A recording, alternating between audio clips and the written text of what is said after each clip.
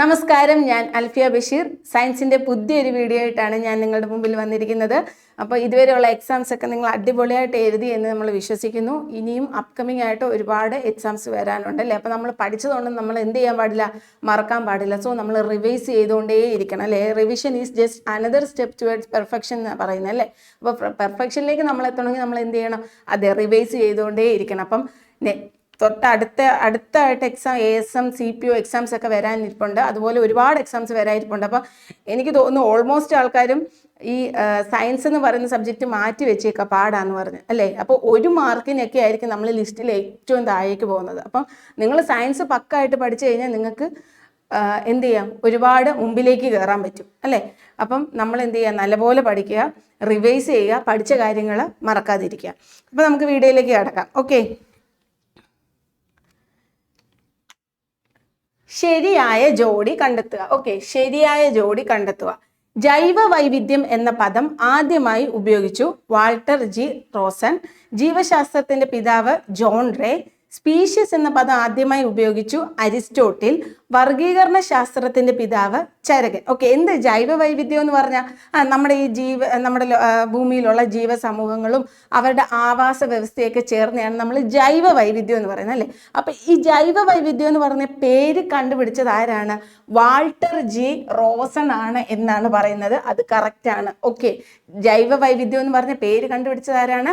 Walter G Rosen. Walter G റോസൺ.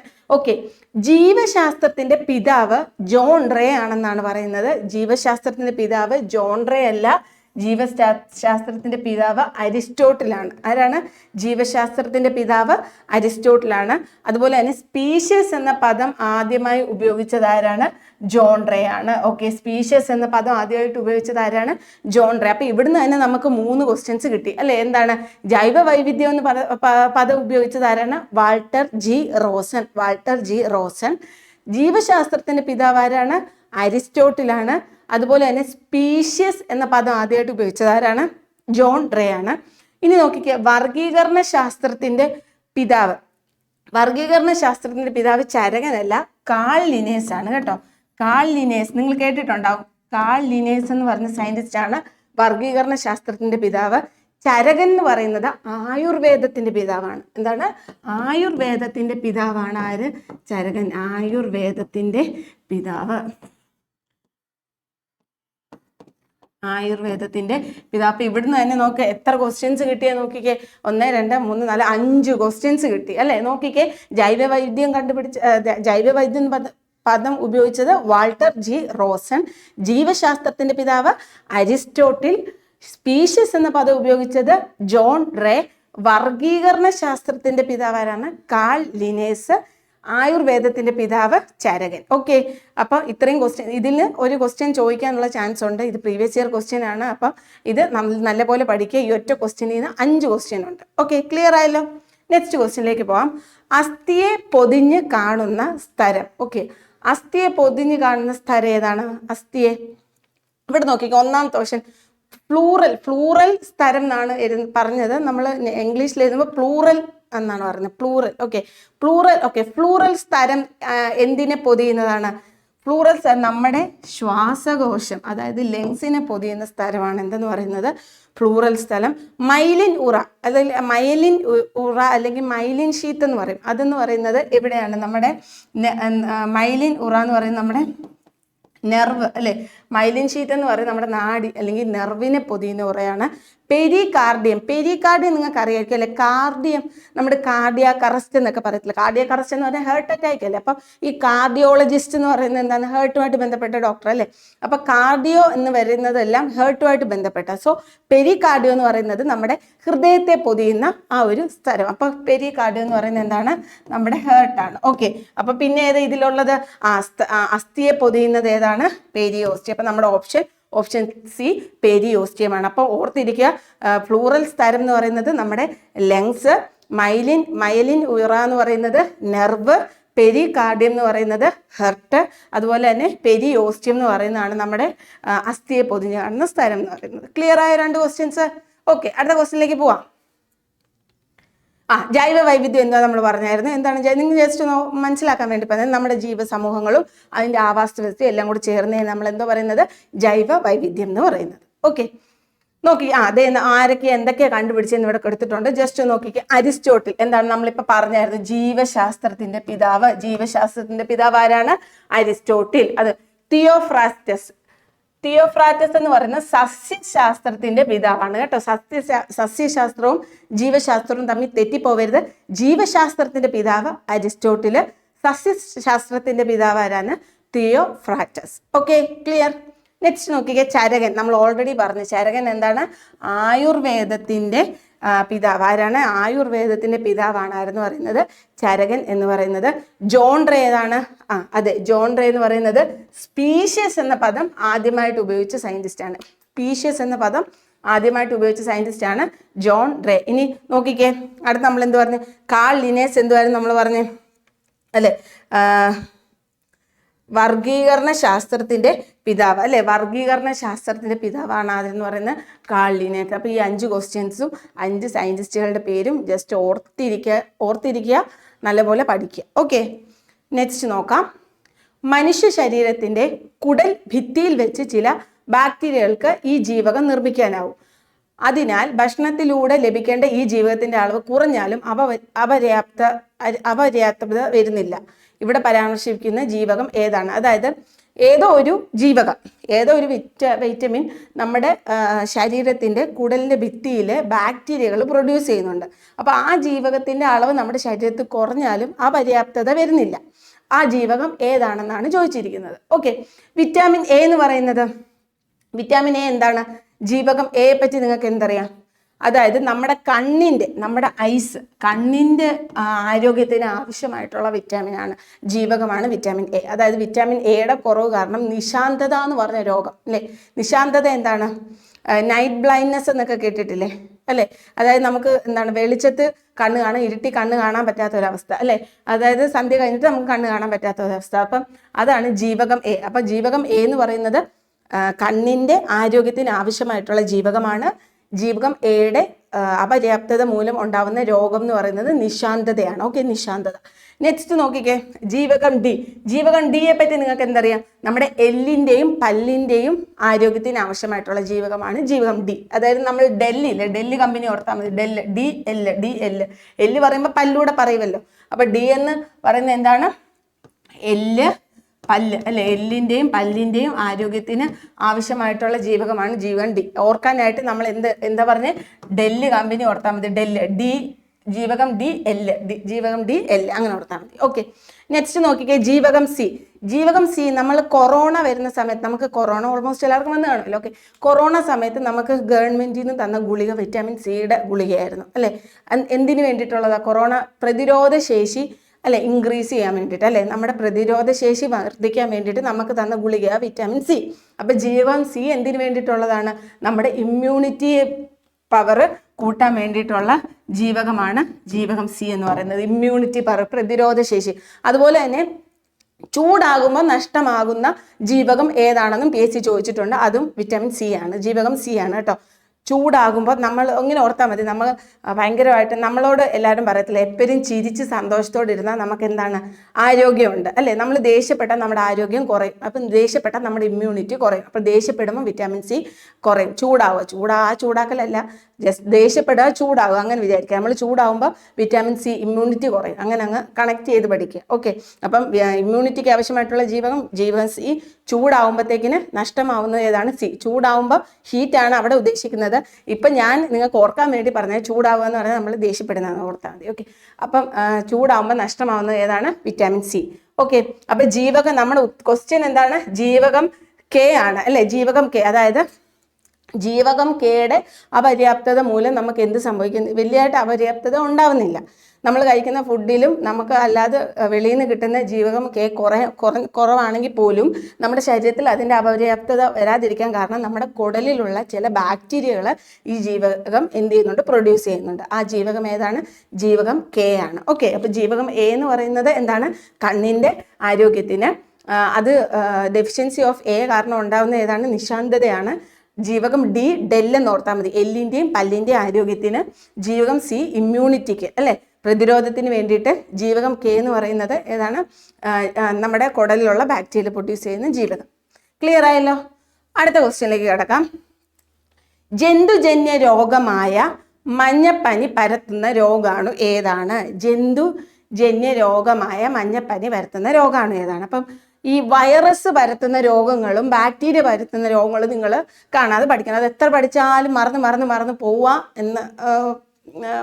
എന്ന് തിരിഞ്ഞു മറിഞ്ഞും പോവുക എന്ന് കുറേ പരാതികളുണ്ട്. അപ്പം നമുക്ക് എന്ത് ചെയ്യാം, ഒരു കോഡിലൂടെ അതങ്ങ് പഠിക്കാം. ഓക്കെ, ചെറിയൊരു കോഡാണ്. നോക്കിക്കേ, ആദ്യം വൈറസ് പരത്തുന്ന രോഗങ്ങളെ നമുക്ക് DYSP, എൻ്റെ കോഡ് കേട്ട് നിങ്ങൾ ചിരിക്കല്ലേ കേട്ടോ. DYSP അമ്മച്ചി, DYSP അമ്മച്ചിക്കെന്ന് ഓർത്താൽ മതി. അമ്മച്ചിക്ക് ജന്മന പേവിഷബാധ. ഈ കോഡ് എഴുതുമ്പോഴത്തേക്കിന് ഇംഗ്ലീഷ് മലയാളമൊക്കെ മിക്സ് ചെയ്ത് എഴുതും കേട്ടോ. അത് നമ്മുടെ ആ ഒരു കംഫർട്ടിന് വേണ്ടിയിട്ടാണ്, നമ്മൾ ഏതൊക്കെയാണ് വരുന്നതെന്നുള്ളത്. നിങ്ങളും അങ്ങനെ തന്നെ അങ്ങ് പഠിച്ചേക്കാം കേട്ടോ. DYSP അമ്മച്ചിക്ക് എന്താണ്? ജന്മനാ പേവിഷബാധ അല്ലേ. അപ്പം നമുക്ക് നോക്കാം, ഇതാണ് വൈറസ് രോഗങ്ങളാണ് കേട്ടോ. വൈറസ് പരത്തുന്ന രോഗങ്ങളാണ്. DYSP അമ്മച്ചിക്ക് എന്താണ്? പേവിഷബാധ. നോക്കിക്കേ എന്തൊക്കെയാണ്. ഡി എന്ന് പറയുന്നത് എന്താണ്? ഡെങ്കിപ്പനി.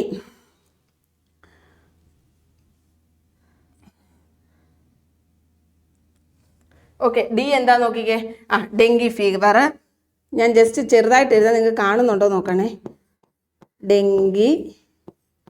ഡെങ്കിപ്പനി, ഡെങ്കി ഫീവർ. വൈ എന്താണ്? Yellow fever. നമ്മുടെ ക്വസ്റ്റ്യൻ ചോദിച്ചത് എന്താണ്? യെല്ലോ ഫീവർ അല്ലേ, മഞ്ഞപ്പനി അല്ലേ. അപ്പം മഞ്ഞപ്പനി, അതിൻ്റെ ആൻസർ എന്താണ്? വൈറസ് ആണ്. ഓക്കെ, നമ്മുടെ മഞ്ഞപ്പനി പരത്തുന്ന ആരാണ്? വൈറസ് ആണ്, യെല്ലോ ഫീവർ. എസ് എന്ന് പറയുന്നത് സ്മോൾ പോക്സ്. പി എന്ന് പറയുന്നത് പോളിയോ.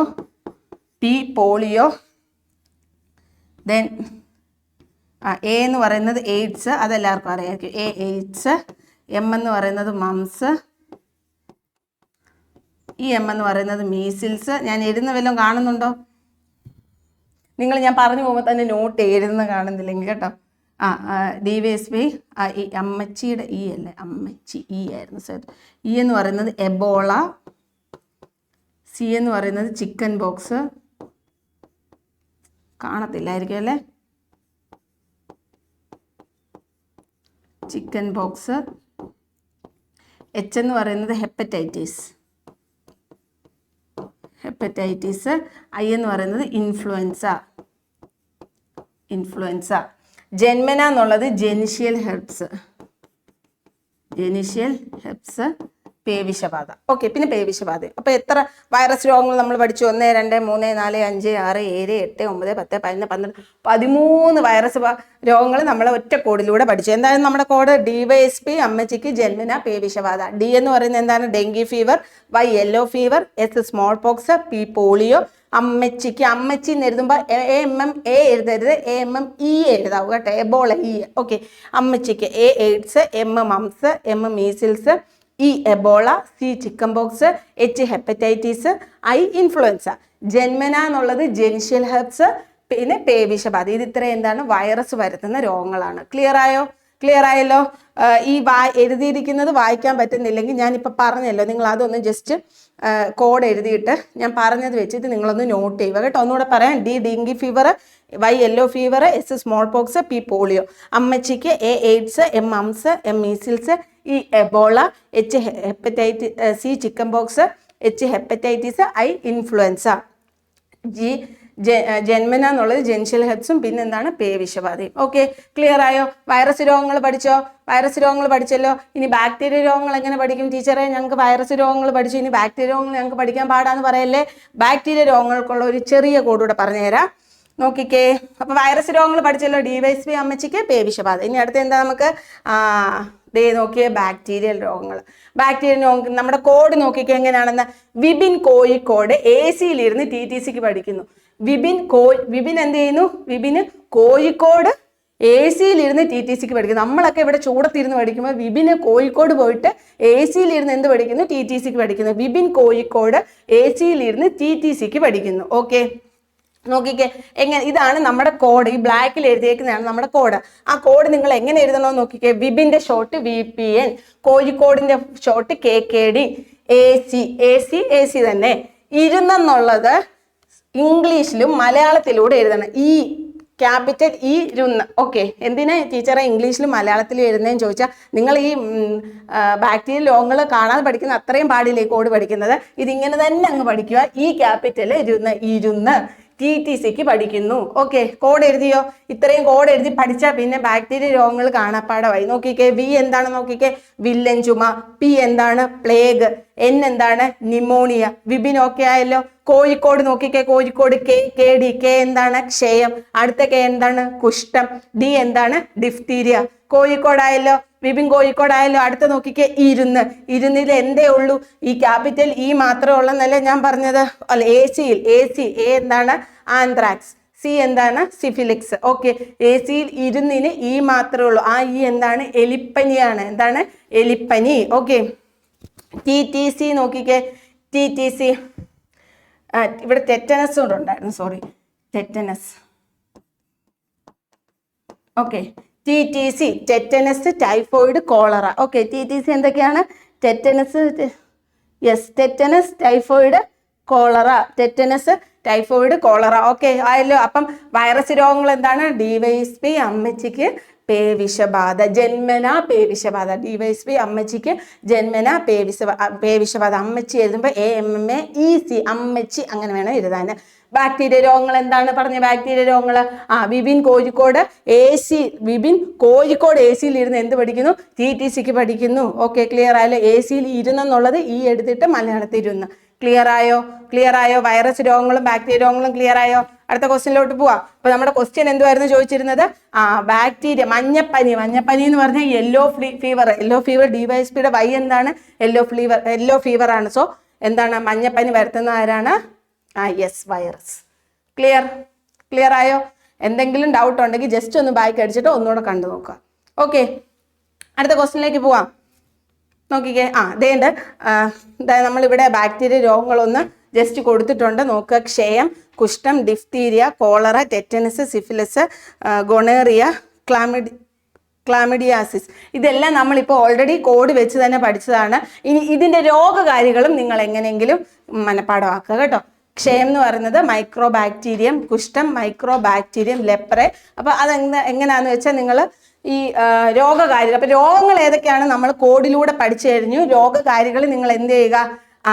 ഇത് നോക്കിയിട്ട് എങ്ങനെയാണെന്ന് വെച്ചാൽ ഒന്ന് ബൈ ഹാർട്ട് ചെയ്യുക. ഓക്കെ, നെക്സ്റ്റ് അതുപോലെ തന്നെ വൈറസ് രോഗങ്ങളുണ്ട്. വൈറസ് രോഗങ്ങൾ നമ്മൾ പഠിച്ചു കഴിഞ്ഞു. അതുപോലെ തന്നെ രോഗകാരികൾ, ഈ റുബെല്ല എന്നുള്ളത് റുബെല്ല വൈറസ്, ആ പേര് തന്നെ ഓൾമോസ്റ്റ് അതിൻ്റെ രോഗകാരികളും കാണും. അത് പഠിക്കാൻ വലിയ പാടില്ല. ഓക്കെ, അതപ്പം ജസ്റ്റ് നോക്കിക്കൊള്ളുക. വസൂരി എന്ന് പറയുന്നത് വേരിയോള മേജർ. പോളിയോ മൈലൈറ്റിസ് എന്ന് പറയുന്നത് പോളിയോ വൈറസ് ആണ്. ചിക്കൻ ബോക്സ് എന്ന് പറയുന്നത് വെരിസെല്ല സോസ്റ്റർ.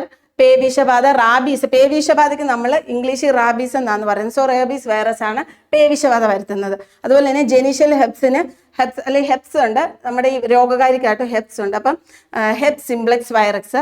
പകർച്ചപ്പനി നമുക്കറിയാം, ഇൻഫ്ലുവൻസ ആണെന്നുള്ളതറിയാം. പകർച്ചപ്പനി, ഇൻഫ്ലുവൻസ. പിന്നെ അഞ്ചാം പനി മീസിൽസ്. ആ രോഗകാരി മീസിൽസ് വൈറസ് ആണ്. ഓക്കെ, അപ്പം അതുപോലെ തന്നെ മുണ്ടുനീരിന് ഇംഗ്ലീഷിൽ മംസ് എന്നാണ് പറയുന്നത്. അപ്പോൾ രോഗകാരിക്കും മംസ് വൈറസ്. ഓക്കെ, അതപ്പോൾ അത്രയും ക്ലിയർ ആയല്ലോ. അടുത്ത നോക്കാം. ഏതു തരം മാധ്യമത്തിലൂടെയാണ് ശബ്ദം കൂടുതൽ വേഗത്തിൽ സഞ്ചരിക്കുന്നത്? ഓക്കെ, ഏതു തരം മാധ്യമത്തിലൂടെയാണ്? ഇവിടെ എന്തൊക്കെ കൊടുത്തിട്ടുണ്ടോ നോക്കിക്കേ. ഖരമുണ്ട്, ദ്രാവകമുണ്ട്, വാതകമുണ്ട്, ശൂന്യതയുണ്ട്, അല്ലെ? Solid, liquid, gas, vacuum. Okay, ഇതിലേതിലൂടെയാണ് ശബ്ദം കൂടുതൽ വേഗത്തിൽ സഞ്ചരിക്കുന്നതെന്ന് നോക്കാം. ശരിക്കും കരത്തിലൂടെയാണ്, അതായത് സോളിഡിലൂടെയാണ് ശബ്ദം കൂടുതൽ വേഗത്തിൽ സഞ്ചരിക്കുന്നത്. കാരണം സോളിഡിന്റെ പ്രത്യേകത എന്താ, പാർട്ടിക്കിൾസ് എല്ലാം ഇങ്ങനെ അടുത്തടുത്ത് അറേഞ്ച് ചെയ്ത് വെച്ചിരിക്കുക അല്ലേ. അപ്പൊ നമ്മൾ തിക്കി തിരക്കുള്ള ഒരു സ്ഥലത്തൂടെ നമ്മൾ പോകുമ്പോൾ നമ്മൾ മാക്സിമം സ്പീഡിൽ പോയാലല്ലേ നമുക്ക് എത്താൻ പറ്റുള്ളൂ അല്ലേ. അപ്പൊ ഈ സോളിഡിന്റെ പ്രത്യേകത എന്താ, പാർട്ടിക്കിൾസ് എല്ലാം അടുത്തടുത്ത് അറേഞ്ച് ചെയ്ത് വെച്ചിരിക്കുക. അപ്പൊ സൗണ്ടിന് സ്പീഡിൽ പോയാലേ എന്ത് ചെയ്യാൻ പറ്റത്തു, അപ്പുറത്ത് എത്താൻ പറ്റത്തുള്ളൂ എന്ന് ജസ്റ്റ് ഓർത്തിരിക്കുക. അപ്പൊ ഏറ്റവും കൂടുതൽ വേഗത്തിൽ സൗണ്ട് പോകുന്നത് കരത്തിലൂടെയാണ്. ഏറ്റവും അതിലും കുറവ് വേഗത്തിലാണ് ലിക്വിഡിൽ, ഏറ്റവും കുറവ് വേഗത്തിൽ പോകുന്നത് ഗ്യാസിലൂടെ. അപ്പം ഏറ്റവും കൂടുതൽ വേഗത്തിലൂടെ സഞ്ചരിക്കുന്നത് ഇതുവരെയാണ്, കരത്തിലൂടെയാണ്. Okay, clear. അടുത്ത ക്വസ്റ്റ്യൻ നോക്കിക്കേ.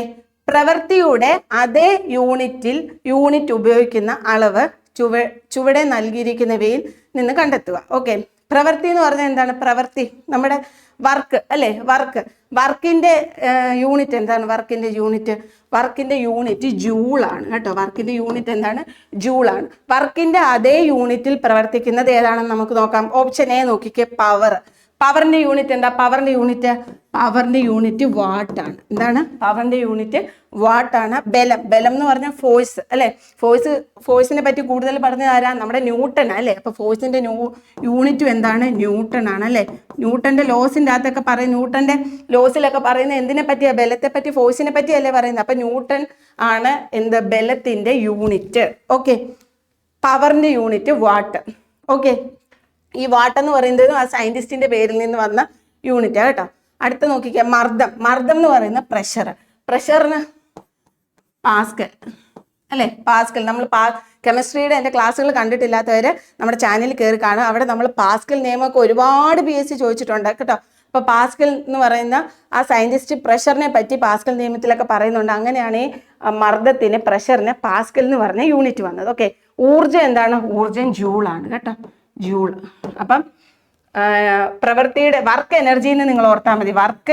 വർക്കിനും എനർജിക്കും എന്താണ്? ഒരേ യൂണിറ്റ് ആണ്. വർക്ക് എനർജി ജൂളാണ് കേട്ടോ. വർക്കിനും എനർജിക്കും ഉള്ള യൂണിറ്റ് ഏതാണ്? ജൂളാണ്. പവർ വാട്ട്, ബലം ഫോഴ്സിന് ന്യൂട്ടണ്, മർദ്ദം പ്രഷർ പാസ്കൽ. ഓക്കെ, ക്ലിയർ ആയല്ലോ. അടുത്ത നോക്കിക്കേ. ഒരു സ്റ്റോറേജ് ബാറ്ററി ചാർജ് ചെയ്യുന്ന അവസരത്തിൽ വൈദ്യുതിയുടെ ഏത് ഫലമാണ് പ്രയോജനപ്പെടുത്തിയിരിക്കുന്നത് അല്ലെ. സ്റ്റോറേജ് ബാറ്ററി അറിയാമല്ലോ. സ്റ്റോറേജ് ബാറ്ററി നമ്മൾ ചാർജ് ചെയ്യുമ്പോൾ അതിനുള്ളിൽ എന്താണ്? കാന്തിക ബലം അവിടെ വരുന്നില്ല, പ്രകാശബലം. അവിടെ ചാർജ് ബാറ്ററി ചെയ്യുമ്പോൾ പ്രകാശത്തിന്റെ ആവശ്യമില്ലല്ലോ, ഇല്ല. താപബലവും, നമ്മൾ ഹീറ്റ് അല്ലല്ലോ കൊടുക്കുന്നത്, താപബലവും ഇല്ല. അവിടെ നടക്കുന്നത് രാസഫലമാണ്. ഓക്കെ, അവിടെ നടക്കുക. അപ്പൊ സ്റ്റോറേജ് ബാറ്ററി ചാർജ് ചെയ്യുമ്പോൾ നടക്കുന്ന വൈദ്യുതിയുടെ ഏത് ഫലമാണ് പ്രയോജനപ്പെടുത്തുന്നത്? രാസഫലമാണ്. ഏതാണ്? രാസഫലം. ഓക്കെ, ചലിക്കും ചുരുൾ മൈക്രോഫോണിൽ നടക്കുന്ന ഊർജ്ജമാറ്റം ഏത്? എന്താ ഈ ചലിക്കും ചുരുൾ മൂവിങ് കോയിൽ മൈക്രോഫോൺ എന്ന് പറയുന്നത്? നമ്മുടെ സൗണ്ടിനെ എൻഹാൻസ് ചെയ്യാൻ, ശബ്ദത്തെ കൂട്ടി കാണിക്കാൻ വേണ്ടിയിട്ട് അല്ലെ ഇൻക്രീസ് ചെയ്യിക്കാൻ വേണ്ടിയിട്ട് നമ്മൾ യൂസ് ചെയ്യുന്ന ഒരു ഡിവൈസാണ് ഈ ചലിക്കും ചുരുൾ മൈക്രോഫോണിൽ നടക്കുന്നത്. അപ്പൊ ഇവിടെ എന്താ നടക്കുന്നത് നോക്കിക്കേ. ഒന്നാമത്തെ ഓപ്ഷൻ, വൈദ്യുതോർജ്ജം ശബ്ദോർജ്ജമായി മാറുന്നു, വൈദ്യുതോർജ്ജം യാന്ത്രികോർജ്ജമായി മാറുന്നു. അതല്ല, എന്തായാലും ശബ്ദവുമായിട്ട് ബന്ധപ്പെട്ടതായിരിക്കുമല്ലോ വരുന്നത് അല്ലെ, നമ്മുടെ മൈക്രോഫോൺ അല്ലേ. അപ്പൊ അതല്ല, ശബ്ദോർജ്ജം വൈദ്യുതോർജ്ജമായി മാറുന്നു, വൈദ്യുതോർജ്ജം അവിടെയും അല്ല. ഇവിടെ രണ്ട് ശബ്ദം വരുന്നില്ല. ആ രണ്ട് ഓപ്ഷൻസും അപ്പൊ നമുക്ക് കട്ട് ചെയ്ത് കളയാം. പിന്നെ രണ്ട് ഓപ്ഷൻസ് വരുന്ന നോക്കിക്കേ. വൈദ്യുതോർജ്ജം ശബ്ദോർജ്ജമായി മാറുന്നു, ശബ്ദോർജ്ജം വൈദ്യുതോർജ്ജമായി മാറുന്നു. ഓക്കെ, ഇവിടെ എന്തോ സംഭവിക്കുന്നത് വെച്ചാൽ ശബ്ദോർജ്ജമാണ് വൈദ്യുതോർജ്ജമായി മാറുന്നത്. കണ്ടോ? കാരണം നമ്മൾ ഓൾറെഡി സൗണ്ട് കൊടുക്കുന്ന സൗണ്ടിനെ ഇൻക്രീസ് ചെയ്യിക്കാൻ വേണ്ടിയിട്ടല്ല നമ്മൾ യൂസ് ചെയ്യുന്നത്. അപ്പം ശബ്ദോർജ്ജം എന്താണ്? അവിടെ വൈദ്യുതോർജ്ജമായിട്ടാണ് മാറുന്നത്. ഓക്കെ, സൗണ്ട് സിഗ്നൽസ് ഇലക്ട്രിക് സിഗ്നലായിട്ട്, സൗണ്ട് എനർജി ഇലക്ട്രിക്കൽ എനർജി ആയിട്ട് മാറുന്നു. ഓക്കെ, അടുത്ത ക്വസ്റ്റ്യൻ നോക്കിക്കേ. ചുവടെ കൊടുത്തവയിൽ നിന്ന് സദിശ അളവ് കണ്ടെത്തുക. ചുവടെ കൊടുത്തവയിൽ നിന്ന് എന്ത് കണ്ടെത്തുക? സദിശ അളവ്. എന്താ സദിശ അളവ് എന്ന് പറഞ്ഞാൽ വെക്റ്റർ ക്വാണ്ടിറ്റീസ് എന്ന് നമ്മൾ ഇംഗ്ലീഷിൽ പറയും. എന്താണ് വെക്റ്റർ ക്വാണ്ടിറ്റീസ് എന്ന് പറഞ്ഞാൽ? സദിശ അളവിന് നമ്മൾ ഡയറക്ഷനും മാഗ്നിറ്റ്യൂഡും ഒരുമിച്ച് പറയുകയാണെങ്കിൽ അതിനെയാണ് വെക്റ്റർ ക്വാണ്ടിറ്റീസ് എന്ന് പറയുന്നത്. എന്നാൽ നമ്മൾ ഡയറക്ഷൻ പറയാതെ മാഗ്നിറ്റ്യൂഡ് മാത്രം പറയുകയാണെങ്കിൽ അത് ദിശ അളവ്. എന്താണ് ദിശ അളവ് എന്ന് പറഞ്ഞാൽ? എന്താണ്? സ്കെയിലാർ ക്വാണ്ടിറ്റീസ് എന്ന് പറയും.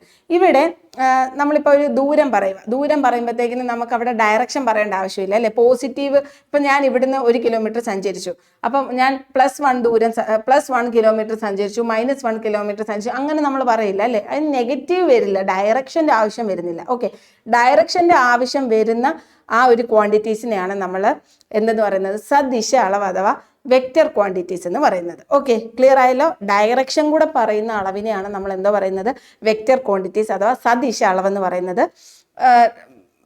ആ മാഗ്നിറ്റ്യൂഡ് മാത്രം, വാല്യൂ മാത്രമേ ഉള്ളെങ്കിൽ അത് ദിശ അളവ് അല്ലെങ്കിൽ സ്കെയിലാർ ക്വാണ്ടിറ്റീസ് എന്നും പറയും. ഇവിടെ നോക്കിക്കേ, സദിശ അളവ് കണ്ടെത്തുക എന്നാണ് പറഞ്ഞിരിക്കുന്നത്. സദിശ അളവ് എന്ന് പറയുമ്പോൾ വെക്റ്റർ ക്വാണ്ടിറ്റി. ഇവിടെ ദൂരത്തിന് നമുക്ക് ഡയറക്ഷൻ പറയേണ്ട ആവശ്യമുണ്ടോ? ദൂരത്തിന് നമുക്ക് ഡയറക്ഷൻ പറയേണ്ട ആവശ്യമില്ല. കാരണം ഞാൻ പറഞ്ഞത്, ഞാൻ 1 കിലോമീറ്റർ സഞ്ചരിച്ചു, ഞാൻ പോസിറ്റീവ് 1 കിലോമീറ്റർ ആണോ നെഗറ്റീവ് 1 കിലോമീറ്റർ ആണോ നമ്മൾ പറയത്തില്ല, ഇല്ലല്ലോ. അപ്പോൾ അത് എന്തോ ക്വാണ്ടിറ്റിയാണ്, സ്കെയിലാർ ക്വാണ്ടിറ്റിയാണ്, അല്ലെങ്കിൽ ദിശ അളവാണ്. അപ്പോൾ അവിടെ ഡയറക്ഷൻ പറയേണ്ട ആവശ്യമില്ല. ഡയറക്ഷൻ പറയേണ്ട ആവശ്യം ഇല്ലാത്തത് കൊണ്ട് തന്നെ അതെന്താണ്, ഒരു സദിശ അളവല്ല, അതെന്താണ്, ഒരു ദിശ അളവാണ് അല്ലെങ്കിൽ സ്കെയിലാർ ക്വാണ്ടിറ്റിയാണ്. ഓക്കെ, രണ്ടാമത് നോക്കിക്കേ, വേഗം ഞാൻ പോവുക. അപ്പം ഞാൻ പറയുക +6 ദൂരവും -6 ദൂരവും സഞ്ചരിച്ചെന്ന് നമ്മൾ പറയത്തില്ല. സോ അതും എന്താണ്, ഒരു സ്കെയിലാർ ക്വാണ്ടിറ്റിയാണ്. സമയം അതുപോലെ, ഒരിക്കലും നമ്മൾ സമയം എന്തിൽ പറയില്ല, നെഗറ്റീവിൽ പറയില്ല. ഡയറക്ഷൻ പറയേണ്ട ആവശ്യമില്ല സമയത്തിന്, അതും ഒരു സ്കെയിലാർ ക്വാണ്ടിറ്റിയാണ്. പക്ഷേ വെലോസിറ്റി ആണെങ്കിൽ നമ്മൾ പറയും, വെലോസിറ്റി ഇല്ലേ, വെലോസിറ്റി എന്ന് പറയുന്നത് എന്താണ്, ഡിസ്പ്ലേസ്മെന്റ് ബൈ സ്ഥാനാന്തരം ഡിവൈഡ് ബൈ സമയമാണ് അല്ലെ. സ്ഥാനാന്തരം ഡിവൈഡ് ബൈ സമയം. ഫിസിക്സിന് ഈ ടോപ്പിക്സ് ഒക്കെ നിങ്ങൾക്ക് ഡൗട്ട്സ് ഉണ്ടെങ്കിൽ നിങ്ങൾ ജസ്റ്റ് കമൻറ്റ് സെക്ഷനിൽ പറയുക, നമുക്ക് സെപ്പറേറ്റ് ആയിട്ട് ഫിസിക്സിൻ്റെ ഓരോ ടോപ്പിക്സ് വീതം നമുക്ക് എടുത്തു തരാം കേട്ടോ.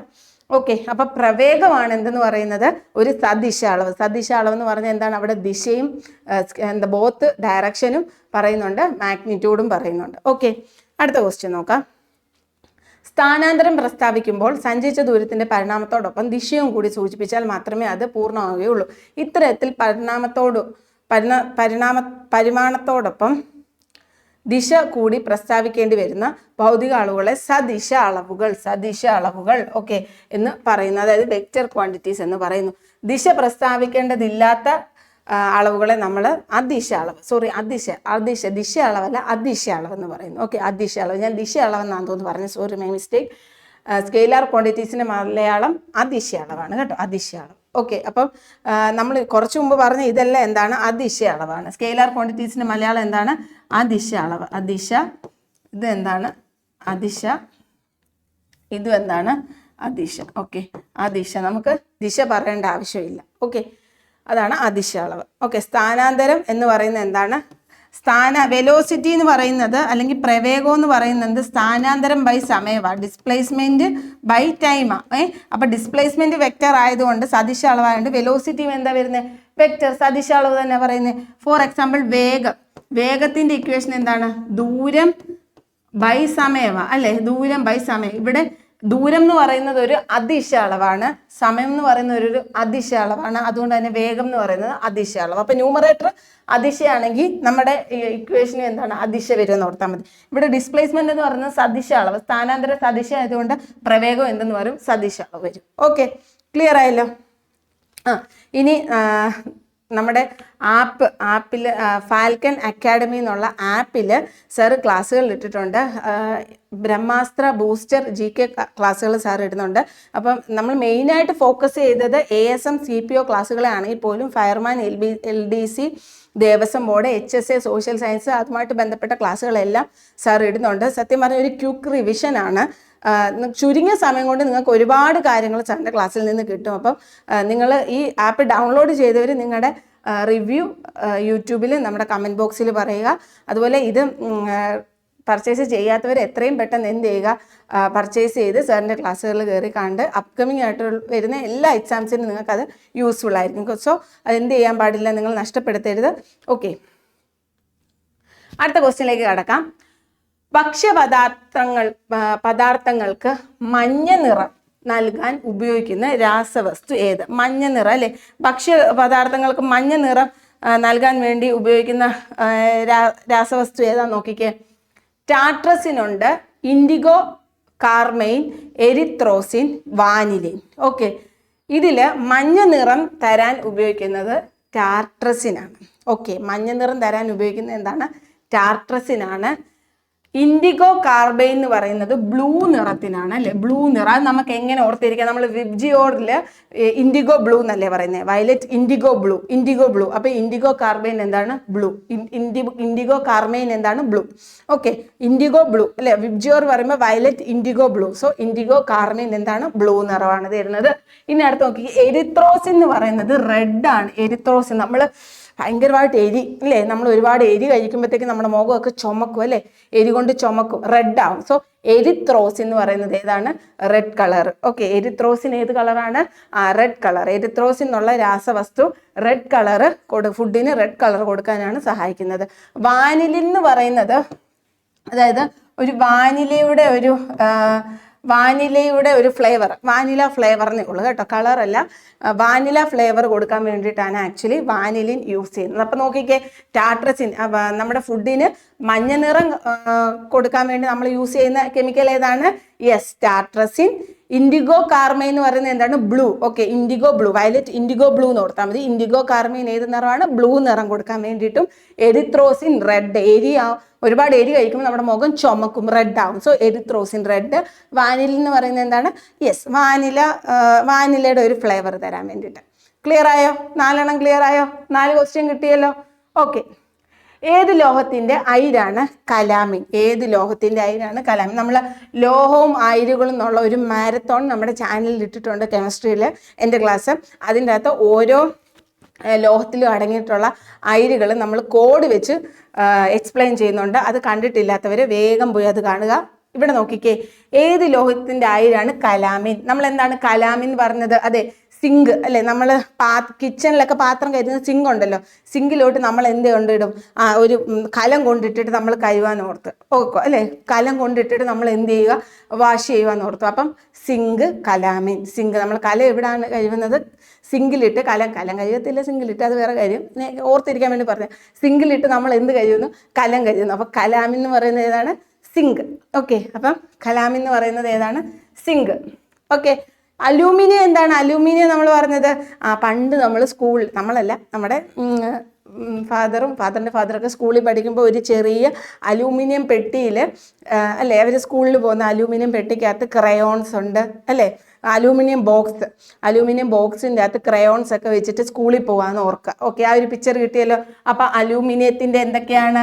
അലൂമിനിയം ബോക്സൈറ്റ് അല്ലെ, അലൂമിനിയത്തിൻ്റെ ഒരു ബോക്സ് ഉണ്ടായിരുന്നു, അതിൻ്റെ അകത്ത് എന്തുണ്ടായിരുന്നു?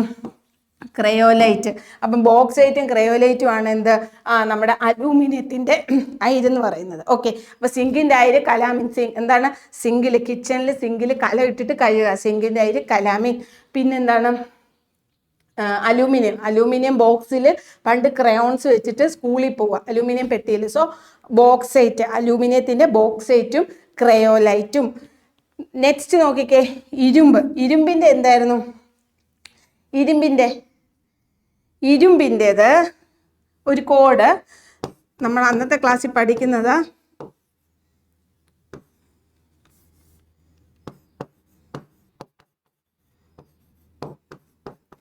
ആ ക്ലാസ് കണ്ടവർക്ക് ഓർമ്മയുണ്ടാവും. ഹേമ എന്ത് ചെയ്തു? ഹേമ CD അയൺ ചെയ്തു. വിവരമില്ലാത്ത ഹേമ എന്ത് ചെയ്തു? CD പോയിട്ട് അയൺ ചെയ്തു. അപ്പം നോക്കിക്കേ, എച്ച് എന്തായിരുന്നു? എച്ച് എന്ന് പറയുന്നത് എന്താണ്? Yes, haematite. ഈ എന്തായിരുന്നു?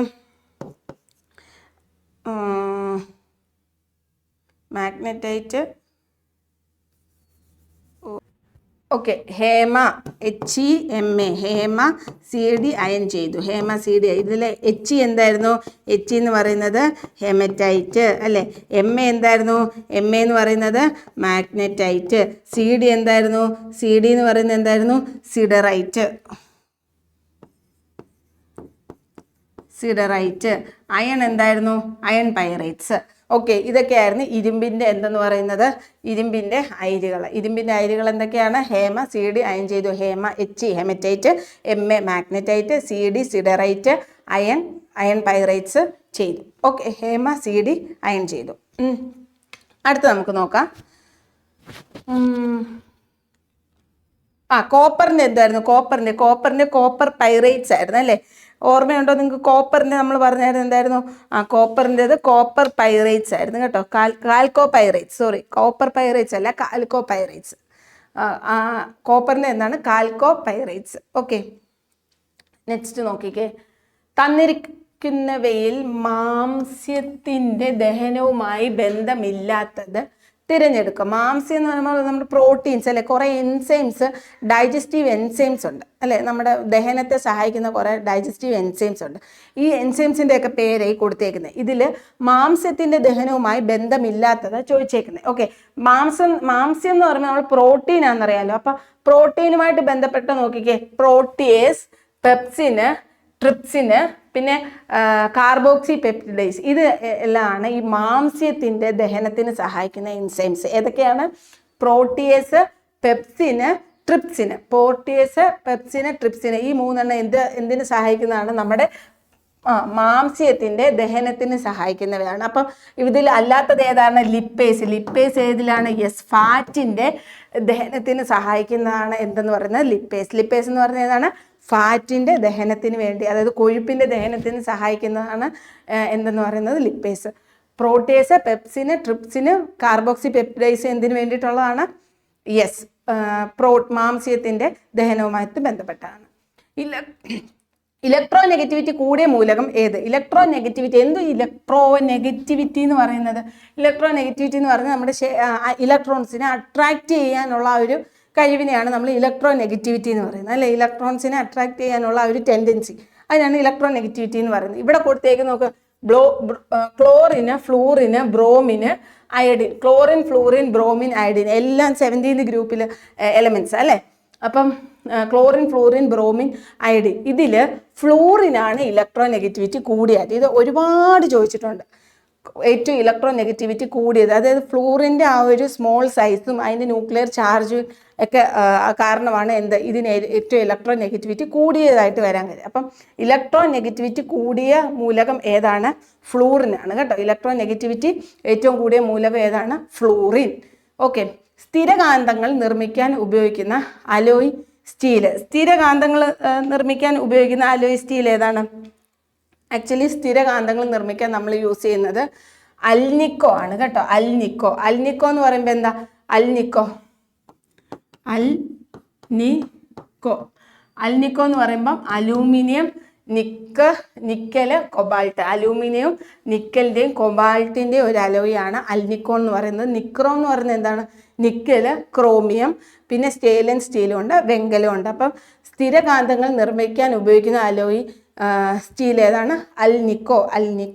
ഓക്കെ, താഴെ തന്നിരിക്കുന്നവയിൽ തെർമോപ്ലാസ്റ്റിക് അല്ലാത്തത് ഏത്? തെർമോപ്ലാസ്റ്റിക്കും തെർമോസെറ്റിംഗ് പ്ലാസ്റ്റിക്കും ഒക്കെ നമ്മളൊരു ക്ലാസ്സിൽ നമ്മുടെ മാരത്തോൺ എടുത്ത് നോക്കിയാൽ നിങ്ങൾക്കറിയാം, എക്സ്പ്ലെയിൻ ചെയ്യുന്നുണ്ട്. അപ്പോൾ തെർമോപ്ലാസ്റ്റിക് എന്ന് പറഞ്ഞാൽ എന്താണ്? നമ്മൾ ആ പ്ലാസ്റ്റിക് ചൂടാക്കിയിട്ട് നമുക്ക് വീണ്ടും ഈ റീയൂസ് ചെയ്യാൻ പറ്റുന്ന പ്ലാസ്റ്റിക്കാണ് തെർമോപ്ലാസ്റ്റിക്. തെർമോസെറ്റിംഗ് പ്ലാസ്റ്റിക് എന്ന് പറഞ്ഞാൽ എന്താണ്? അത് ചൂടാക്കി കഴിഞ്ഞാൽ അത് അങ്ങ് സെറ്റാവും. പിന്നെ നമുക്കത് എന്ത് ചെയ്യാൻ പറ്റത്തില്ല? റീയൂസ് ചെയ്യാൻ പറ്റില്ല. അപ്പം അങ്ങനെയുള്ള പ്ലാസ്റ്റിക്കിനെയാണ് നമ്മൾ തെർമോസെറ്റിംഗ് പ്ലാസ്റ്റിക് എന്ന് പറയുന്നത്. ഇവിടെ ചോദിച്ചിരിക്കുന്നത് എന്താണ്? തെർമോപ്ലാസ്റ്റിക്കിന് ഉദാഹരണം. ഇതിൽ പോളിത്തീനും, പോളിവിനൈൽ ക്ലോറൈഡും, നൈലോണും ഇതെല്ലാം തെർമോപ്ലാസ്റ്റിക്കിന് ഉദാഹരണമാണ്. ഈ ബേക്ക് ലൈറ്റ് എന്ന് പറയുന്നത് എന്താണ്? തെർമോസെറ്റിംഗ് പ്ലാസ്റ്റിക് ആണ്. സോ താഴെ തന്നിരിക്കുന്നവയിൽ തെർമോപ്ലാസ്റ്റിക് അല്ലാത്തത് ഏതാണ്? ബേക്ക് ലൈറ്റ് ആണ്. ഈ തെർമോസെറ്റിംഗ് പ്ലാസ്റ്റിക് എന്താണെന്നും തെർമോപ്ലാസ്റ്റിക് എന്താണെന്നും അതിൻ്റെ എക്സാമ്പിൾസും എല്ലാം നമ്മൾ മാരത്തോണിൽ എക്സ്പ്ലെയിൻ ചെയ്യുന്നുണ്ട്. നമ്മുടെ ചാനലിൽ നിങ്ങൾ ആ മാരത്തോൺ നോക്കുക. അതിൻ്റെ അകത്ത് ഈ ഒരു ഭാഗം അറിയാത്തവരുണ്ടെങ്കിൽ ഏതൊക്കെ ഇതാണ് എക്സാമ്പിൾസ് ആണ് തെർമോസെറ്റിങ്ങിലും തെർമോപ്ലാസ്റ്റിക്കിലും വരാത്തെന്ന് അറിയാത്തവരുണ്ടെങ്കിൽ ജസ്റ്റ് അത് പോയി ഒന്ന് കാണുക കേട്ടോ. അപ്പം ഇവിടെ വരുന്ന ഏതാണ്? ആ ക്ലാസ് കണ്ടവർക്ക് ഇത് പറയാൻ പറ്റും.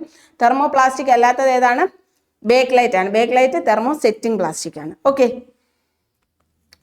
കാന്തം കണ്ടെത്തിയ കഥ ഇത് നിങ്ങൾ ജസ്റ്റ് ഒന്ന് വായിച്ച് നോക്കുക. ഒരു എക്സ്ട്രാ ഇൻഫർമേഷനാണ് കേട്ടോ. കാന്തം കണ്ടെത്തിയ കഥ. ഇനി ഇരുമ്പിൻ്റെ കൂടെ അലൂമിനിയം, നിക്കൽ, കൊബാൾട്ട് എന്നീ ലോഹങ്ങൾ ചേർത്ത് പുറത്തുണ്ടാക്കുന്ന അൽനിക്കോ എന്ന സങ്കരം ഉപയോഗിച്ചാണ് കാന്തങ്ങൾ നിർമ്മിക്കുന്നത്. നമ്മളിപ്പോൾ ഒരു ക്വസ്റ്റ്യൻ ചോദിച്ചതേ ഉള്ളൂ അല്ലേ, കാന്തങ്ങൾ നിർമ്മിക്കുന്നത് എന്താണ്? അൽനിക്കോ. എന്തൊക്കെയാണ്? അലൂമിനിയം, നിക്കല്, കൊബാൾട്ട്. അലൂമിനിയം, നിക്കല്, കൊബാൾട്ട്. അൽനിക്കോ ഉപയോഗിച്ചാണ് നമ്മൾ എന്തുണ്ടാക്കുന്നത്? കാന്തങ്ങൾ നിർമ്മിക്കുന്നത്. അൽനിക്കോ ഉപയോഗിച്ചാണ് എന്തുണ്ടാക്കുന്നത്? കാന്തങ്ങൾ നിർമ്മിക്കുന്നത്. നിയോഡിയം, സമേറിയം തുടങ്ങിയ പദാർത്ഥങ്ങളും കാന്തം നിർമ്മിക്കുന്നതിന് ഉപയോഗിക്കുന്നു. അതെ, അൽനിക്കോ കൂടാതെ കാന്തം നിർമ്മിക്കാൻ ഉപയോഗിക്കുന്നത് എന്തൊക്കെയാണെന്ന് ചോദിക്കാറുണ്ട്. എന്തൊക്കെയാണ് നോക്കിക്കേ. നിയോഡിമിയം, സമേറിയം തുടങ്ങിയ പദാർത്ഥങ്ങളാണ് അൽനിക്കോ കൂടാതെ കാന്തം നിർമ്മിക്കാൻ ഉപയോഗിക്കുന്നത്. ഓക്കെ, അത് ഓർത്തിരിക്കുക. അടുത്ത ക്വസ്റ്റിനിലേക്ക് പോവാം. ഓക്കെ, പ്ലാസ്റ്റിക്കും തെർമോസെറ്റിംഗ് പ്ലാസ്റ്റിക്കും അതിൻ്റെ പോളിത്തീനും പോളിവിനൈൽ ക്ലോറൈഡും തെർമോപ്ലാസ്റ്റിക് ആണ്. അതിൻ്റെ ഉപയോഗങ്ങൾ കൊടുത്തിട്ടുണ്ട്. പിന്നെ തെർമോസെറ്റിംഗ് പ്ലാസ്റ്റിക്കിൽ ബേക്ക് ലൈറ്റും പിന്നെ മെലാമിനും വരുന്നുണ്ട് കേട്ടോ. മെലാമിനും ബേക്ക് ലൈറ്റും എന്താണ്? തെർമോസെറ്റിംഗ് പ്ലാസ്റ്റിക്കുകളാണ്. അത് എന്തിനു വേണ്ടിയിട്ട് യൂസ് ചെയ്യുന്നതിനും കൊടുത്തിട്ടുണ്ട്, അതുകൂടെ പഠിക്കുക. ഓക്കെ, പ്രോട്ടോണിന് ആ പേര് നൽകിയ ശാസ്ത്രജ്ഞൻ ആരാണ്? പ്രോട്ടോണിന് ആ പേര് നൽകിയത് ആരാ? പ്രോട്ടോണിന് ആ പേര് നൽകിയത് ഓക്കെ, നമ്മൾ PEN-RTC അല്ലേ, നമ്മുടെ കോഡ് PEN-RTC അല്ലേ. പി എന്ന് പറയുന്നത് എന്താണ്? പ്രോട്ടോണ്. ഇ എന്ന് പറയുന്നത് എന്താണ്? ഇലക്ട്രോണ്. എൻ എന്ന് പറയുന്നത് എന്താണ്? ന്യൂട്രോൺ. Proton, electron, neutron. അപ്പോൾ പ്രോട്ടോൺ കണ്ടുപിടിച്ചത് ആരാണ്? നമ്മുടെ റൂദർഫോർഡ് അല്ലേ, റൂദർഫോർഡ്. ഈ ഇലക്ട്രോൺ കണ്ടുപിടിച്ചത് ആരാണ്? തോംസൺ. ന്യൂട്രോൺ കണ്ടുപിടിച്ചത് ആരാണ്? ചാഡ്വിക്ക്, ജെയിംസ് ചാഡ്വിക്ക് അല്ലെ, ജെയിംസ് ചാഡ്വിക്ക്. പ്രോട്ടോണ് അല്ലെ, ഇലക്ട്രോണ്, ന്യൂട്രോൺ അല്ലെ, പ്രോട്ടോൺ, ഇലക്ട്രോൺ, ന്യൂട്രോൺ. PEN-RTC, നമ്മൾ PEN-RTC എന്ന് പറയാം അല്ലേ, PEN-RTC. ഇ എന്ന് പറയുന്നത് ടിയിലോട്ട് പോവുക, പി എന്ന് പറഞ്ഞാൽ PEN-RTC എന്നും ഇനി ഇൻ കേസ് GTC എന്നും പറയാറുണ്ട്. PEN-GTC എന്നും പറയാറുണ്ട്. അതുകൂടെ നിങ്ങളൊന്ന് ജസ്റ്റ് ഓർത്തിരിക്കുക.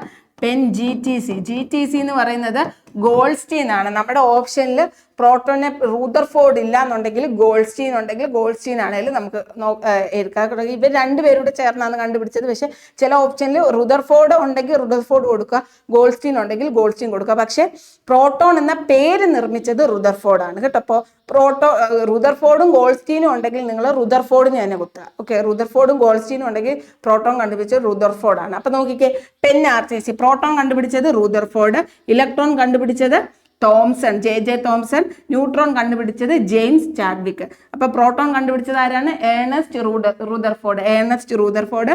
ഇലക്ട്രോൺ കണ്ടുപിടിച്ചത് ആരാണ്? J Thomson. ന്യൂട്രോൺ കണ്ടുപിടിച്ചത് ആരാണ്?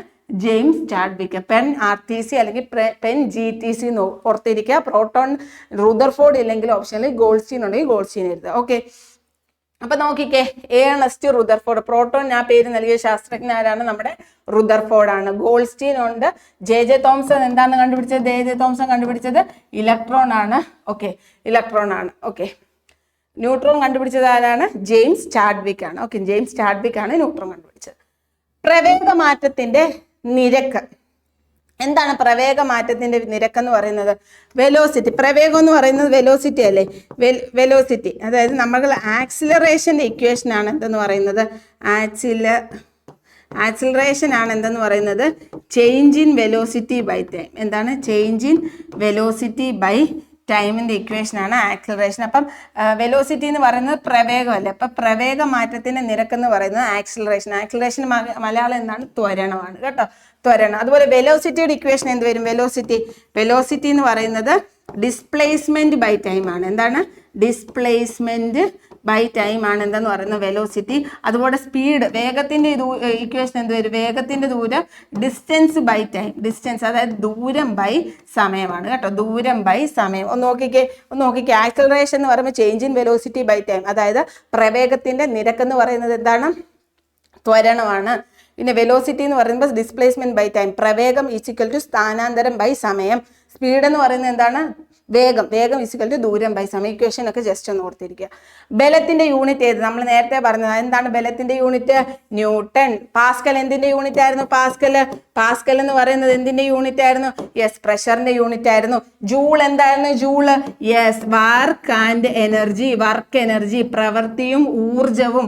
വർക്കിന്റെ എനർജിയുടെ യൂണിറ്റ് ആണ് എന്ത്? ജൂള്. പ്രവൃത്തി ഊർജം ജൂള്, പ്രവൃത്തി ഊർജം ജൂള്. കലോറി ഉണ്ട് പിന്നെ. ഓക്കെ, എനർജിക്ക് കലോറിയും പറയാറുണ്ട്, ജൂളിലും പറയാറുണ്ട് കേട്ടോ. അപ്പൊ ഓക്കെ, ബലത്തിന്റെ യൂണിറ്റ് ഏതാണ്? ന്യൂട്ടൺ. അടുത്ത് നോക്കിക്കേ, ഇലക്ട്രോണിന്റെയും പ്രോട്ടോണിന്റെയും ന്യൂട്രോണിന്റെയും കുറച്ച് പ്രത്യേകതകൾ എഴുതിയിട്ടുണ്ട്.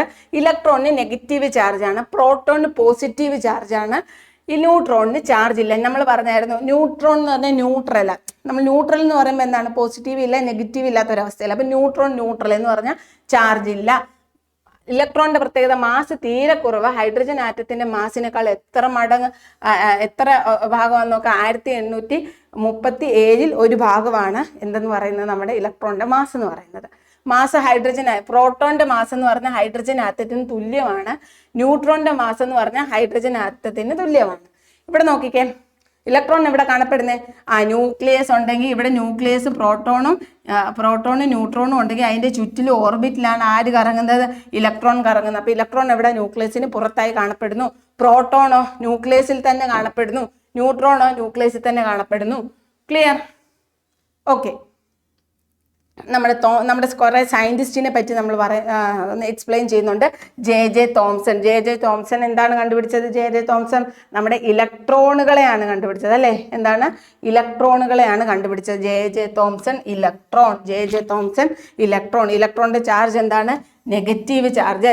ജെ തോംസൺ കണ്ടുപിടിച്ചത് ഇലക്ട്രോണിന്റെ ചാർജ് എന്താണ്? Negative charge.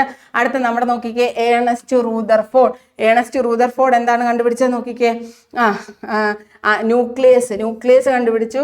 പിന്നെ എന്താണ്? പ്രോട്ടോൺ കണ്ടുപിടിച്ചു അല്ലെ? പ്രോട്ടോണിന്റെ ചാർജ് എന്താണ്? Positive charge.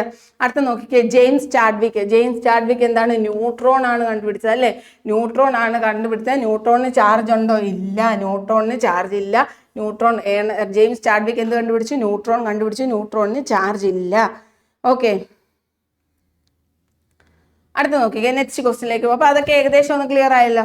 ഓക്കെ, അതിനെപ്പറ്റി എന്തെങ്കിലും കൂടുതലായിട്ട് അറിയണമെന്നുണ്ടെങ്കിൽ നമ്മുടെ ചാനലിൽ ഞാൻ പറഞ്ഞല്ലോ, മാരത്തോൺ, പീരിയോഡിക് ടേബിളും ആറ്റത്തെ പറ്റിയൊക്കെ നമ്മൾ എക്സ്പ്ലെയിൻ ചെയ്യുന്നുണ്ട്.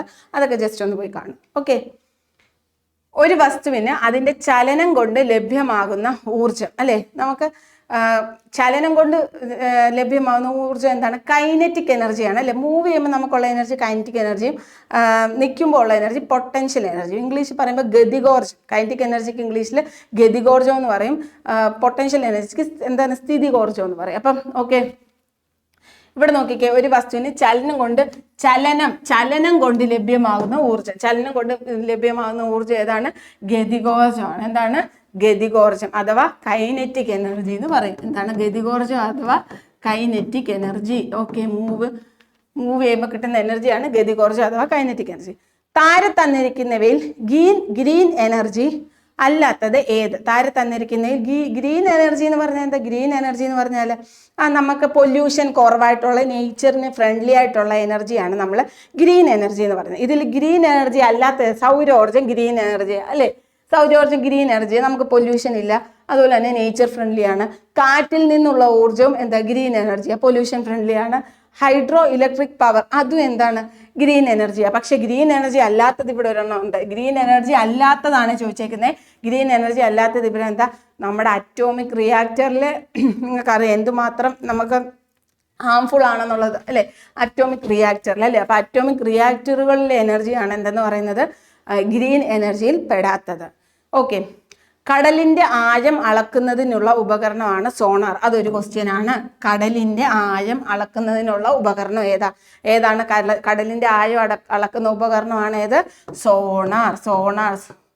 സോണാർ. ഓക്കെ,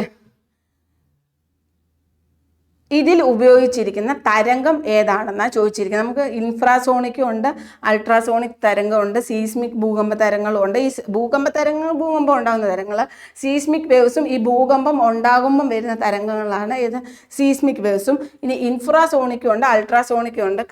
കടലിൻ്റെ ആഴം അളക്കാൻ നമ്മൾ യൂസ് ചെയ്യുന്ന ഉപകരണം സോണാറിൽ ഉപയോഗിക്കുന്ന തരംഗം എന്ന് പറയുന്നത് അൾട്രാസോണിക്കാണ് കേട്ടോ, അൾട്രാസോണിക്. ഓക്കെ, അമ്മയുടെയും ഗർഭസ്ഥ ശിശുവിൻ്റെയും രക്തം കൂടിക്കലരാതെയുള്ള പദാർത്ഥ വിനിമയത്തിന് സഹായിക്കുന്ന ഭാഗം ഏത്? നമുക്കറിയാം പൊക്കിൾക്കൊടി അല്ലെ, പ്ലാസെൻ്റ എന്നൊക്കെ നമ്മൾ പറയും അല്ലേ. പ്ലാസെൻ്റ, അതായത് നമ്മ കഴിക്കുന്ന ആഹാരം കുഞ്ഞിലേക്ക് വരുന്നത് ഏത് വഴിയാണ്? ഈ പ്ലാസെൻ്റ വഴി. അതുപോലെ തന്നെ അമ്മയുടെയും കുഞ്ഞിൻ്റെയും കൂടെ ബ്ലഡ് മിക്സ് ചെയ്യാതിരിക്കാൻ വേണ്ടി സഹായിക്കുന്ന ഏതാണ് ഭാഗം? ഏതാണ്? പ്ലാസെൻ്റയാണ് അല്ലെ. അമ്മയുടെയും കുഞ്ഞിൻ്റെയും അമ്മയ്ക്കുള്ള അതിപ്പം രോഗങ്ങൾ ചിലപ്പോൾ കുഞ്ഞുങ്ങൾക്ക് വരണമെന്നില്ല അല്ലേ, അതിപ്പോൾ ഇന്ന് മിക്സിങ് സംഭവിക്കുന്നില്ല. അപ്പം അതിന് വേണ്ടി സഹായിക്കുന്ന ഏതാണ്? പ്ലാസെൻ്റ. ഓക്കെ, പ്ലാസെൻ്റ.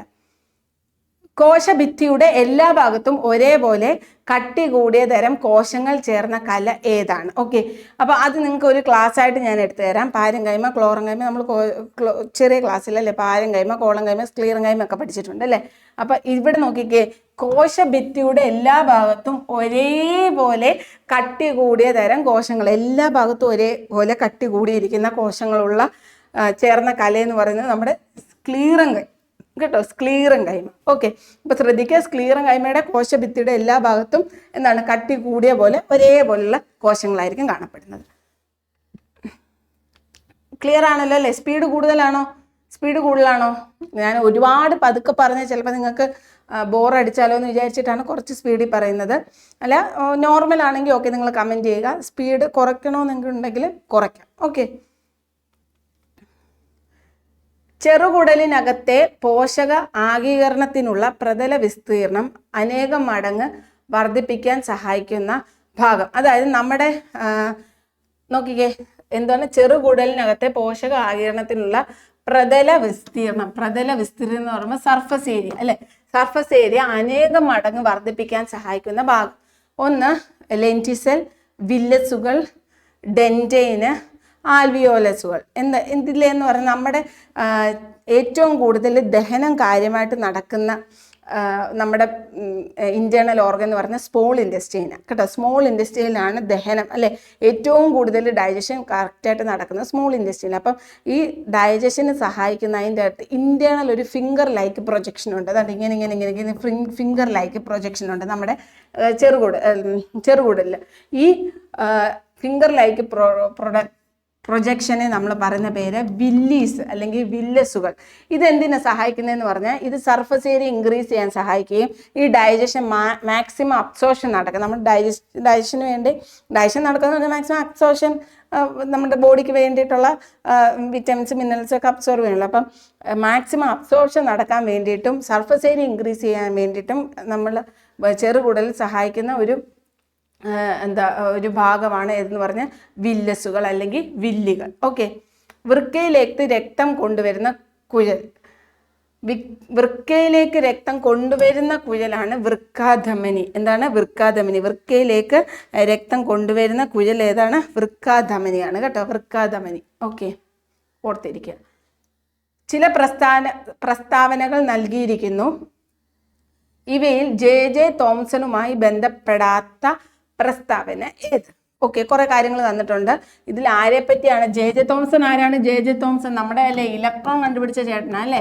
നമ്മുടെ ഇലക്ട്രോൺ കണ്ടുപിടിച്ച ചേട്ടനാണ് അതെന്ന് പറയുന്നത് ജെ തോംസൺ. ഓക്കെ, ജെ തോംസണുമായിട്ട് കുറെ ബന്ധപ്പെട്ട് കുറെ കാര്യങ്ങൾ തന്നിട്ടുണ്ട്. ഇത് അദ്ദേഹത്തെ പറ്റി ബന്ധപ്പെടാത്ത പ്രസ്താവന, അദ്ദേഹത്തെ അദ്ദേഹം പറഞ്ഞിട്ടില്ലാത്ത പ്രസ്താവനയാണ് ചോദിച്ചിരിക്കുന്നത്. പ്ലം പുഡിംഗ് മാതൃക മുന്നോട്ട് വെച്ചു. കറക്റ്റ് ആണ്. പ്ലം പുഡിംഗ് മോഡൽ അല്ലെ. പ്ലം പുഡിംഗ് മോഡൽ എന്ന് പറഞ്ഞാൽ എന്തുവാ? നമ്മുടെ പ്ലം പുഡിംഗ് നമ്മുടെ വാട്ടർമെലോൺ തണ്ണിമത്തങ്ങയെ പോലെയാണ് നമ്മുടെ ആറ്റം ഇരിക്കുന്നത്. ആറ്റം എന്ന് പറയുന്നത് എന്താ? തണ്ണിമത്തങ്ങ പോലെ സ്ഫെറിക്കൽ ഷേപ്പാണ്. പോസിറ്റീവ് ഈ തണ്ണിമത്തങ്ങയ്ക്കകത്ത് ചുമന്ന ഭാഗവും കറുത്ത കുരുക്കളും ഇല്ലേ? ഈ ചുമന്ന ഭാഗം എന്ന് പറയുന്നത് പോസിറ്റീവ് ചാർജാണ്. കറുത്ത കുരുക്കൾ എന്ന് പറയുന്നത് ഇലക്ട്രോൺ ആണ്, നെഗറ്റീവ് ചാർജുള്ള ഇലക്ട്രോൺ ആണ്. അങ്ങനെ ഈ നമ്മളെ തണ്ണിമത്തങ്ങയുമായിട്ട് താരതമ്യം ചെയ്ത ഒരു മോഡലാണ് നമ്മുടെ പ്ലം പുഡിംഗ് മോഡൽ എന്ന് പറയുന്നത്. ആറ്റം ഒരു സ്പിയർ ആണ്, അതിൻ്റെ അകത്ത് പോസിറ്റീവ് ചാർജ് ചുമന്ന ആ ഭാഗം പോലെ പോസിറ്റീവ് ചാർജും ഇലക്ട്രോൺസ് ആണെങ്കിൽ കുരുക്കൾ പോലെ എംബഡഡ് ചെയ്ത് വെച്ചിരിക്കുന്നു എന്ന് പറയുന്ന ഒരു മോഡലാണ് പ്ലം പുഡിംഗ് മോഡൽ. അത് കൊണ്ടുവന്നത് ജെ തോംസൺ ആണ്. അത് കറക്റ്റ് ആണ്. ഇലക്ട്രോണിനെ കണ്ടെത്തി. യെസ്, ഇലക്ട്രോണിനെ കണ്ടെത്തിയത് ആരാണ്? നമ്മുടെ ജെ തോംസൺ ആണ്. ഡിസ്ചാർജ് ട്യൂബ് പരീക്ഷണങ്ങൾ നടത്തി. യെസ്, ഡിസ്ചാർജ് ട്യൂബ് പരീക്ഷണങ്ങൾ നടത്തിയാണ് അദ്ദേഹം ഇലക്ട്രോണിനെ കണ്ടെത്തിയത്. ഇലക്ട്രോണിനെ കണ്ടെത്തിയ ശേഷമാണ് ഇദ്ദേഹം ഈ പ്ലം പുഡിംഗ് മോഡൽ കൊണ്ടുവന്നത്. അപ്പോൾ അതങ്ങ് കണക്ട് ചെയ്ത് പഠിക്കും. ഇതെല്ലാം കൊണ്ടുവന്നത് ജെ തോംസണാണ്. നോക്കിക്കേ, ന്യൂട്രോണിനെ കണ്ടെത്തിയത് ആരാ? നമ്മൾ ഓൾറെഡി പറഞ്ഞായിരുന്നു. ന്യൂട്രോണിനെ കണ്ടെത്തിയത് ആരാണ്? ജെയിംസ് ചാഡ്വിക് ആണ്. ആരാണ്? ജെയിംസ് ചാഡ്വിക് ആണ് ന്യൂട്രോണിനെ കണ്ടെത്തിയത്. പ്രോട്ടോണിനെ കണ്ടെത്തിയത് ഏണസ്റ്റ് റൂദർഫോർഡും, ന്യൂട്രോണിനെ കണ്ടെത്തിയത് ജെയിംസ് ചാഡ്വിക്കും, ഇലക്ട്രോണിനെ കണ്ടെത്തിയത് ജെ തോംസണും ആണ്. അപ്പം നമ്മുടെ ഓപ്ഷൻ ഡി ആണ് കറക്റ്റ്. ഓക്കെ, റബ്ബറിന്റെ മോണോമർ ഏതാണ്? മോണോമേഴ്സ് എന്ന് പറയുന്ന ഒരു റബ്ബറിന്റെ മോണോമർ എന്ന് പറയുന്ന ഒരു ക്ലാസ് നമ്മുടെ ചാനലിൽ ഞാൻ ഇട്ടിട്ടുണ്ട്. സെപ്പറേറ്റ് ഓൾമോസ്റ്റ് എല്ലാത്തിൻ്റെയും മോണോമറും കോഡുകൾ വെച്ചൊക്കെ നമ്മൾ എക്സ്പ്ലെയിൻ ചെയ്യുന്നുണ്ട്. അപ്പം അത് കണ്ടിട്ടില്ലാത്തവർ പോയി കാണുക. റബ്ബറിന്റെ മോണോമർ എന്ന് പറയുന്നത് ഐസോപ്രീൻ ആണ്. ഏതാണ് റബ്ബറിന്റെ മോണോമർ? ഐസോപ്രീൻ. റേഡിയോ ആക്റ്റീവകത കണ്ടെത്തിയത് ആരാണ്? നമ്മുടെ ഹെൻറി ബെക്വറൽ എന്ന് പറയുന്ന സയൻറ്റിസ്റ്റ് ആണ് എന്ത് കണ്ടുപിടിച്ചത്? റേഡിയോ ആക്റ്റീവകത കണ്ടുപിടിച്ചത്. Radio activity. ഓക്കെ, റേഡിയോ ആക്റ്റീവിൻ്റെ യൂണിറ്റും ബെക്യുറലില്ല നമ്മൾ പറയുന്നത് യൂണിറ്റ്. അപ്പം ഈ സയൻറ്റിസ്റ്റ് അത് കണ്ടുപിടിച്ചുകൊണ്ടാണ് റേഡിയോ ആക്ടിവിറ്റിയുടെ യൂണിറ്റ് ബെക്യുറൽ എന്ന് പറയുന്നത് കേട്ടോ. അപ്പം റേഡിയോ ആക്റ്റീവകത, അതായത് റേഡിയോ ആക്ടിവിറ്റി കണ്ടെത്തിയത് ആരാണ്? Henri Becquerel. Okay, J Thomson നമ്മൾ ഓൾറെഡി പറഞ്ഞായിരുന്നു. ജെ തോംസൺ എന്താ കണ്ടുപിടിച്ചത്? ഇലക്ട്രോൺ ആണ്. ഓക്കെ, ഇനി റബ്ബർ ഇലാസ്തിക സ്വഭാവമുള്ള അല്ലെ പ്രകൃതിദത്ത പോളിമർ അല്ലെ. റബ്ബർ എന്ന് പറയുന്നത് എന്താണ്? ഒരു പോളിമറാണ്. റബ്ബർ എന്താണ്? ഒരു പോളിമറാണ്. റബ്ബറിൽ നിന്നെടുക്കുന്ന റബ്ബർ പാലിൽ എന്തുണ്ട്? ലാക്ടസ്. റബ്ബറിൽ നിന്നെടുക്കുന്ന റബ്ബർ പാലിൽ നമ്മൾ ലാക്ടസ് നിന്നാണ് റബ്ബർ വേർതിരിക്കുന്നത്. ഐസോപ്രീൻ എന്ന മോണോമർ എന്താണ്? ഐസോപ്രീൻ. എന്താണ് മോണോമർ? ഐസോപ്രീൻ. ഓക്കെ, അതുകൂടാതെ തന്നെ നോക്കിക്കേ, neoprene, thiokol, buna S, buna N എന്നിവയും എന്താണ്? ഇത് കൃത്രിമ റബ്ബറിൽ ഏർപ്പെടുന്നത് കേട്ടോ. കൃത്രിമ പോളിമറുകൾ നിർമ്മിച്ചിട്ടുണ്ട്. ഇത് കൃത്രിമ റബ്ബർ എന്ന് അറിയപ്പെടുന്നു. ഓക്കെ, അപ്പൊ നിയോപ്രീനും നമ്മുടെ ഈ ഓപ്ഷന് ഇപ്പൊ തന്നിട്ടുണ്ടായിരുന്നു. എന്ത്? നിയോപ്രീനും ഒക്കെ തന്നിട്ടുണ്ടായിരുന്നു അല്ലെ. നിയോപ്രീന്, ബ്യൂണ എസ്, ബ്യൂണ എൻ, അതെല്ലാം എന്താണ്? ഐസോമർ, നമ്മുടെ മോണോമർ അല്ല, എല്ലാം എന്താണ്? കൃത്രിമ പോളിമറുകളാണ് അല്ലെ. റബ്ബറിന്റെ കൃത്രിമ പോളിമറാണ് നിയോപ്രീനും ഈ കൊടുത്തേക്കുന്നതല്ല. മോണോമർ എന്ന് പറയുന്നത് റബ്ബറിന് ഒറ്റ മോണോമറേ ഉള്ളത്. എന്താണ്? ഐസോപ്രീനാണ്. ഓക്കെ, ഒരേ മാസ് നമ്പറും വ്യത്യസ്ത അറ്റോമിക് നമ്പറുമുള്ള ആറ്റങ്ങളാണ് എന്ത്?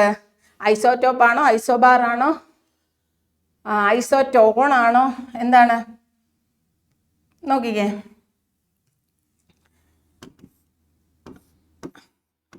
ഐസോടോപ്സ് ഉണ്ട് അല്ലേ,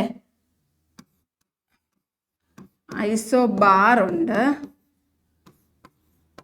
ഐസോടോൺസ് ഉണ്ട്, ഐസോമേഴ്സ് ഉണ്ട്. ഓക്കെ, ഇനി നോക്കിക്കേ, ഐസോടോപ്പ് എന്ന് പറഞ്ഞാൽ എന്താണ്? സെയിം പ്രോട്ടോൺ നമ്പറാണ്. എന്താണ്? സെയിം പ്രോട്ടോൺ നമ്പറാണ് ഐസോടോപ്പ് എന്ന് പറഞ്ഞാൽ എന്തോ? സെയിം പ്രോട്ടോൺ നമ്പർ അല്ലെങ്കിൽ atomic number. Same proton number തന്നെയാണ് എന്തെന്ന് പറയുന്നത്? Atomic number. അപ്പോൾ ഐസോടോപ്പ് എന്ന് പറഞ്ഞാൽ എന്താണ്? നിങ്ങൾ ഓർത്തിരിക്കുക. ഐസോടോപ്പ് എന്ന് പറഞ്ഞാൽ പ്രോട്ടോൺ, സെയിം പ്രോട്ടോൺ നമ്പർ അല്ലെങ്കിൽ സെയിം അറ്റോമിക് നമ്പർ ഉള്ള എലമെന്റ്സിനെയാണ് നമ്മൾ ഐസോടോപ്പുകൾ എന്ന് പറയുന്നത്. ഇനി നോക്കിക്കേ, അടുത്ത് നമുക്ക് ഐസോടോൺ എന്താണെന്ന് നോക്കാം. ഐസോടോൺ എന്തായിരിക്കും? അപ്പോൾ ഐസോടോൺ, യെസ്, സെയിം ന്യൂട്രോൺ നമ്പർ. എന്താണ്? സെയിം ന്യൂട്രോൺ നമ്പർ ഉള്ള എലമെന്റ്സിനെയാണ് നമ്മൾ എന്തോ പറയുന്നത്? ഐസോടോൺസ് എന്ന് പറയുന്നത്. ഇനി ഐസോമേഴ്സ് എന്ന് പറഞ്ഞാൽ എന്താണ്? ഐസോമേഴ്സ് എന്ന് പറഞ്ഞാൽ സെയിം മോളിക്കുലാർ ഫോമിലെയും ഡിഫറെൻറ്റ് സ്ട്രക്ചറൽ ഫോമിലെയും. ഓക്കെ, സെയിം മോളിക്കുലാർ ഫോമിലുള്ള എലമെന്റ്സിനെയാണ് ഐസോമേഴ്സ് എന്ന് പറയുന്നത്. ഐസോബാർ എന്ന് പറയുന്നത് എന്താണ്? ഐസോബാർ B4 എന്താണ്? Proton number plus neutron number. B4 both എന്ന് ഓർത്താൽ മതി. Proton number plus neutron number. ഈ പ്രോട്ടോൺ നമ്പർ പ്ലസ് ന്യൂട്രോൺ നമ്പറിനെയാണ് നമ്മൾ മാസ് നമ്പർ എന്ന് പറയുന്നത് കേട്ടോ. Mass number. അപ്പൊ B4 എന്താ? ബോത്ത് എന്ന് ഓർത്താൽ മതി. B4 both. അപ്പൊ നോക്കിക്കേ, ഐസോടോപ്പ് ഉണ്ട്, ഐസോബാർ ഉണ്ട്, ഐസോടോൺസ് ഉണ്ട്, ഐസോമേഴ്സ് ഉണ്ട്.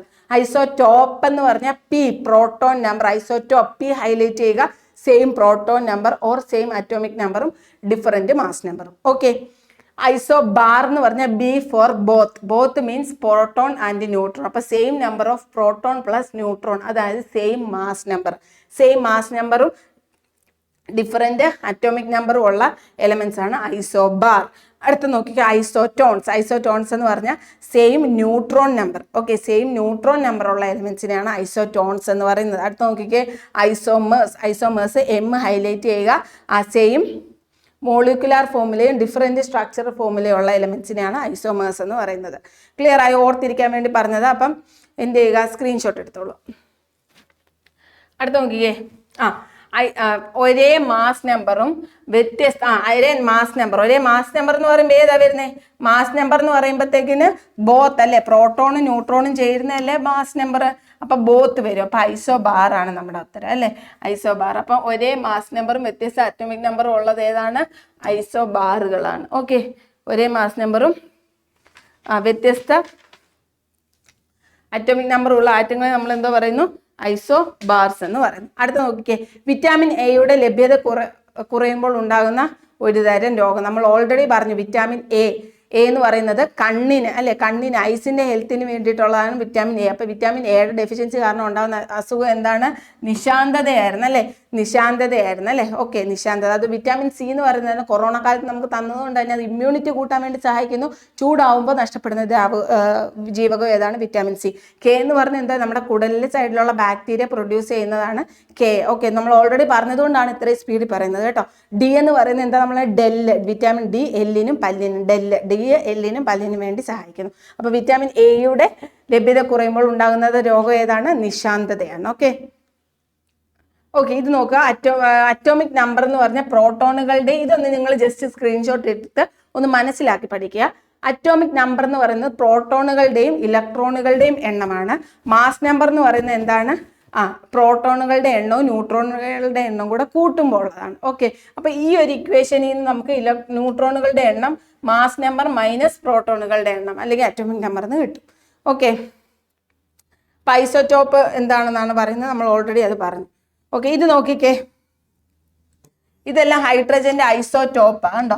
ഹൈഡ്രജന്റെ ഐസോടോപ്പ് എന്താണെന്ന് ചോദിച്ചിട്ടുണ്ട്, കാണാൻ പറ്റുന്നുണ്ട്. പ്രോട്ടിയം, ഡ്യൂറ്റീരിയം, ട്രിഷിയം ആണ് കേട്ടോ. ഐസോടോപ്പ് എന്ന് പറയുമ്പോൾ സെയിം അറ്റോമിക് നമ്പർ അല്ലേ, സെയിം പ്രോട്ടോൺ നമ്പർ കണ്ടോ, same proton number, different mass number. അപ്പൊ ഹൈഡ്രജന്റെ ഐസോടോപ്പുകൾ ഏതൊക്കെയാണെന്ന് എക്സാമിൽ സ്ഥിരം ചോദിക്കാറുണ്ട്. Protium, deuterium, tritium. Protium, deuterium, tritium. Okay, ഐസോടോണുകൾ എന്തൊക്കെയാണ് നമ്മൾ പറഞ്ഞായിരുന്നു. ഐസോബാറുകൾ എന്തായിരുന്നു? സെയിം മാസ് നമ്പറും അല്ലെ, സെയിം മാസ് നമ്പറും വ്യത്യസ്ത അറ്റോമിക് നമ്പറും. ഐസോടോണുകൾ എന്താണ്? ഒരേ ന്യൂട്രോൺ നമ്പർ വരുന്നത് അല്ലെ. ഐസോബാറുകൾ എന്തായിരുന്നു? ഐസോടോണുകൾ എന്താണെന്ന് എല്ലാം ക്ലിയർ ആയല്ലോ. ഐസോമർ എന്ന് പറഞ്ഞാൽ സെയിം മോളിക്കുലർ ഫോമുല.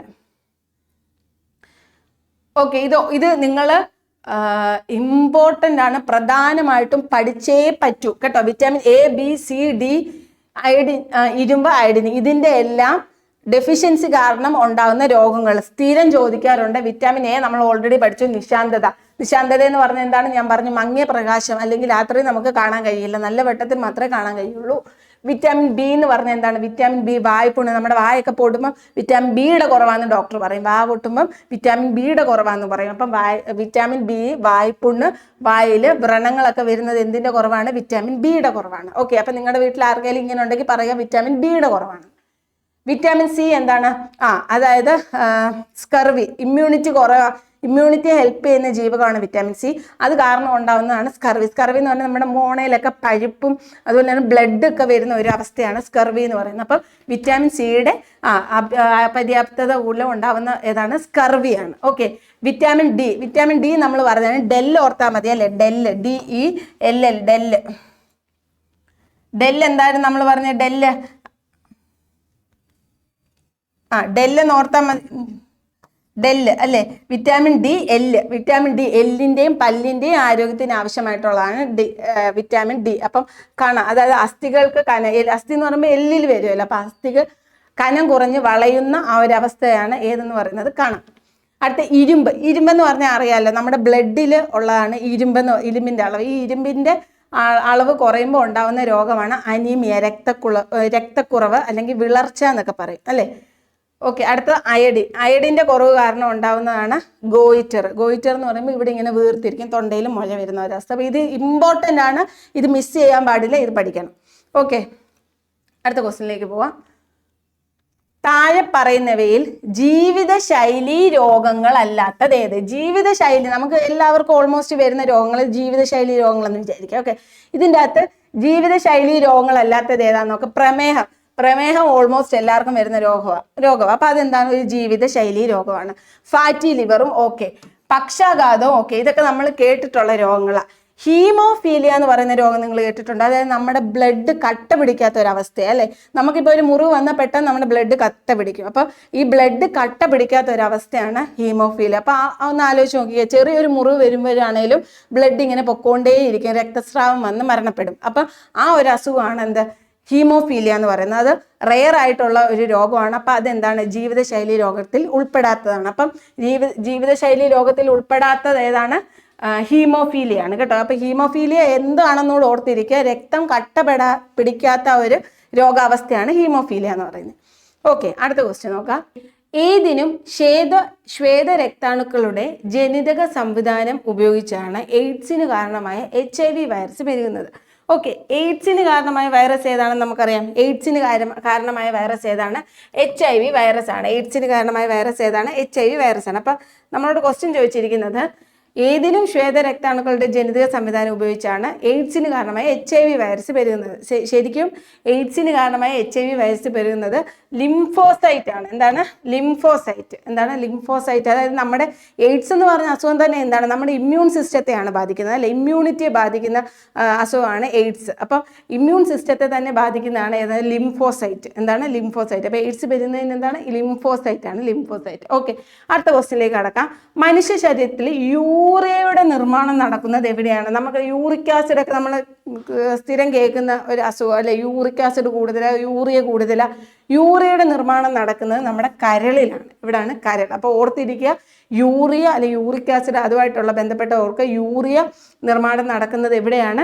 കരൾ. ഇത് ഒരുമാതിരിപ്പെട്ടവർക്ക് അറിയായിരിക്കും. എവിടെയാണ്? കരൾ. ഓക്കെ, കേരള കാർഷിക സർവകലാശാല വികസിപ്പിച്ചെടുത്ത പാവലിന്റെ ഇനം ഏത്? പാവലിന്റെ ഇനമാണ് ചോദിച്ചിരിക്കുന്നത്. ഓക്കെ, എന്തൊക്കെയാ കൊടുത്തിരിക്കുക? ഓപ്ഷൻസ് നോക്കിക്കേ. അമ്പിളി, കൗമുദി, സൽകീർത്തി, പ്രിയങ്ക. ഓക്കെ, അമ്പിളി എന്ന് പറയുന്നത് ശരിക്കും പറഞ്ഞാൽ നമ്മുടെ പംകിനുണ്ടല്ലോ, മത്തങ്ങയുടെ ഇനമാണ് എന്തെന്ന് പറയുന്നത്? മത്തങ്ങ എന്ന് എഴുതിയതൊക്കെ ഒരുമാതിരി ആയിപ്പോയി. മത്തങ്ങ. ഓക്കെ, മത്തങ്ങയുടെ ഒരു ആണ് എന്താ? അമ്പിളിയാണ് മത്തങ്ങയുടെ. ഇനി കൗമുദി എന്ന് പറയുന്നത് നമ്മുടെ പടവലങ്ങ. എന്താണ്? പടവലങ്ങ. അമ്പിളി ചേച്ചി ഭയങ്കര വണ്ണം മത്തങ്ങ പോലെ ഇരിക്കുന്ന അമ്പിളി ചേച്ചി, അങ്ങനെ ചുമ്മാ ഓർത്താൽ മതി അമ്പിളി. അപ്പൊ അമ്പിളി എന്ന് പറയുന്നത് മത്തങ്ങ, കൗമുദി എന്ന് പറയുന്നത് പടവലങ്ങ, കൗമുദി എന്ന് പറയുന്നത് പടവലങ്ങ. അത് സൽകീർത്തി എന്ന് പറയുന്നത് എന്താണ്? റൈസ് ആണ് കേട്ടോ. റൈസ്. സൽകീർത്തി എന്താണ്? റൈസ്. നമ്മൾ മലയാളികൾ ഏറ്റവും കൂടുതൽ കഴിക്കുന്നത് റൈസ് ആണ് അല്ലേ. അപ്പം നമ്മൾ മലയാളികൾ അരിയുടെ പേരിലാണ് നമ്മൾ കീർത്തി, അങ്ങനെ ഓർത്താൽ മതി. സൽകീർത്തി അല്ലെ. കീർത്തി എന്ന് പറയുന്നത് ഫേമസ് എന്നല്ലേ. അപ്പം നമ്മൾ എന്തിനാണ് ഫേമസ് ആയിരിക്കുന്നത്? അരിയാണ് നമ്മൾ കൂടുതൽ കഴിക്കുന്നത് അല്ലേ. അപ്പം ഇവിടെ ഫേമസ് എന്താണ്? ഇവിടെ എന്താണ് പ്രധാനം? അരി. ഓക്കെ, അപ്പോൾ സൽകീർത്തി റൈസ് എന്ന് ഓർത്തിരിക്കുക. പ്രിയങ്കയാണ് നമ്മുടെ പാവൽ കേട്ടോ. പ്രിയങ്കയാണ് പാവൽ. അപ്പോൾ ഓർത്തിരിക്കുക. അമ്പിളി എന്താണ്? മത്തങ്ങ. മത്തങ്ങ പോലെ ഇരിക്കുന്ന അമ്പിളി. കൗമുദി പടവലങ്ങ. സൽകീർത്തി കേരളത്തിൽ എന്താണ്? റൈസ്. അപ്പൊ സൽകീർത്തി റൈസ്. പ്രിയങ്ക എന്താണ്? പാവൽ. ഓക്കെ, ക്ലിയർ ആയല്ലോ? ക്ലിയർ. ഓക്കെ, നെക്സ്റ്റ് ക്വസ്റ്റ്യനിലേക്ക് പോവാം. ഓക്കെ, പ്രവൃത്തി സംഭവിക്കുന്ന ചില സന്ദർഭങ്ങൾ നൽകിയിരിക്കുന്നു.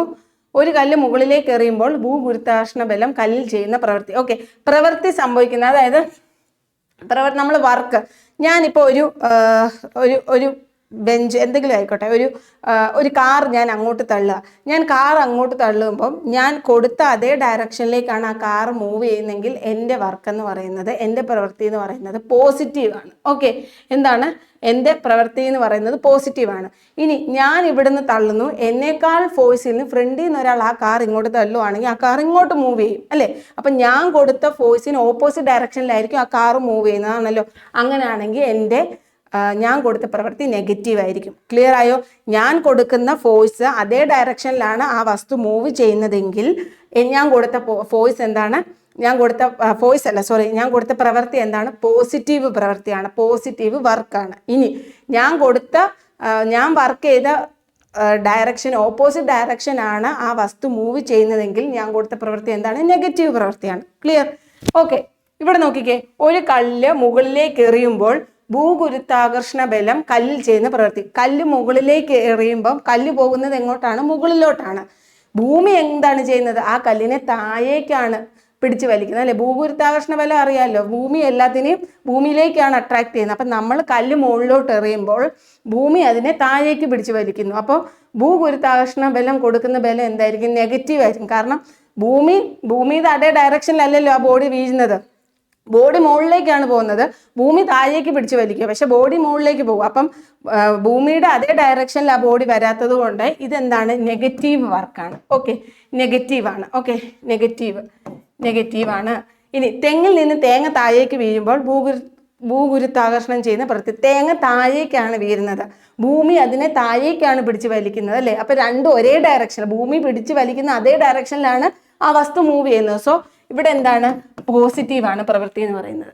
അടുത്ത നോക്കിക്കേ, ഒരു കല്ല് മുകളിലേക്ക് എറിയുമ്പോൾ നാം പ്രയോഗിക്കുന്ന ബലം കല്ലിൽ ചെയ്യുന്ന പ്രവൃത്തി. ഒരു കല്ല് മുകളിലേക്ക് എറിയുമ്പോൾ, ഞാനിപ്പോൾ ഒരു കല്ല് മുകളിലേക്ക് എറിയുക, ഞാൻ അത് എങ്ങോട്ടാണ് എറിഞ്ഞത്? മുകളിലോട്ട്. കല്ല് എങ്ങോട്ടാണ് പോയത്? മുകളിലോട്ട്. സോ ഞാൻ ഫോഴ്സ് കൊടുത്ത അതേ ഡയറക്ഷനിൽ തന്നെ കല്ല് പോയി. സോ ഞാൻ കൊടുത്ത ആ വർക്ക് എന്തായിരിക്കും? ആ പ്രവൃത്തി എന്തായിരിക്കും?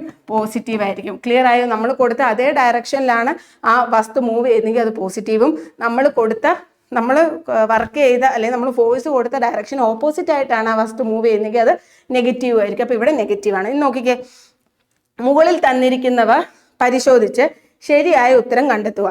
തന്നിരിക്കുന്നവയിൽ ഒന്ന് മാത്രമാണ് പ്രവൃത്തി പോസിറ്റീവായ സന്ദർഭം. തെറ്റാണ്. ഒന്ന് പോസിറ്റീവാണോ? അല്ല, ഒന്ന് നെഗറ്റീവാണ്. തന്നിരിക്കുന്നവയിൽ 3 മാത്രമാണ് പ്രവൃത്തി പോസിറ്റീവായ സന്ദർഭം. അല്ല, 2ഉം 3ഉം പോസിറ്റീവ്, അല്ലേ? തന്നിരിക്കുന്നവയിൽ 2ഉം 3ഉം മാത്രമാണ് പ്രവൃത്തി പോസിറ്റീവായ സന്ദർഭം. കറക്റ്റാണ്. തന്നിരിക്കുന്നവയിൽ 1ഉം 3ഉം മാത്രമാണ്, അല്ല, ഇതിൽ തന്നിരിക്കുന്നവയിൽ 2ഉം 3ഉം മാത്രമാണ് പ്രവൃത്തി പോസിറ്റീവായ സന്ദർഭം. അത് നമ്മൾ എഴുതുകയും ചെയ്യും. ക്ലിയർ ആയോ? ഓക്കെ.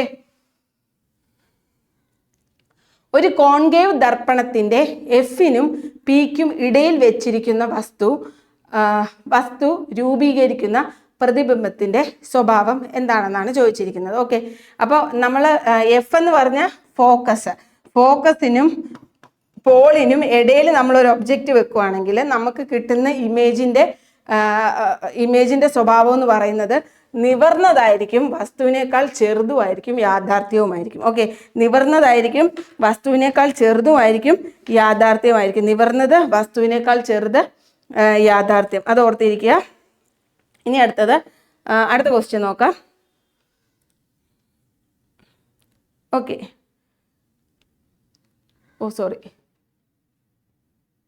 അടുത്ത നോക്കിക്കേ, മനുഷ്യരുടെ ശ്രവണ പരിധി ഡാഷ് ആണ്. മനുഷ്യരുടെ ശ്രവണ പരിധി 20 ഹെർട്സ് മുതൽ 20,000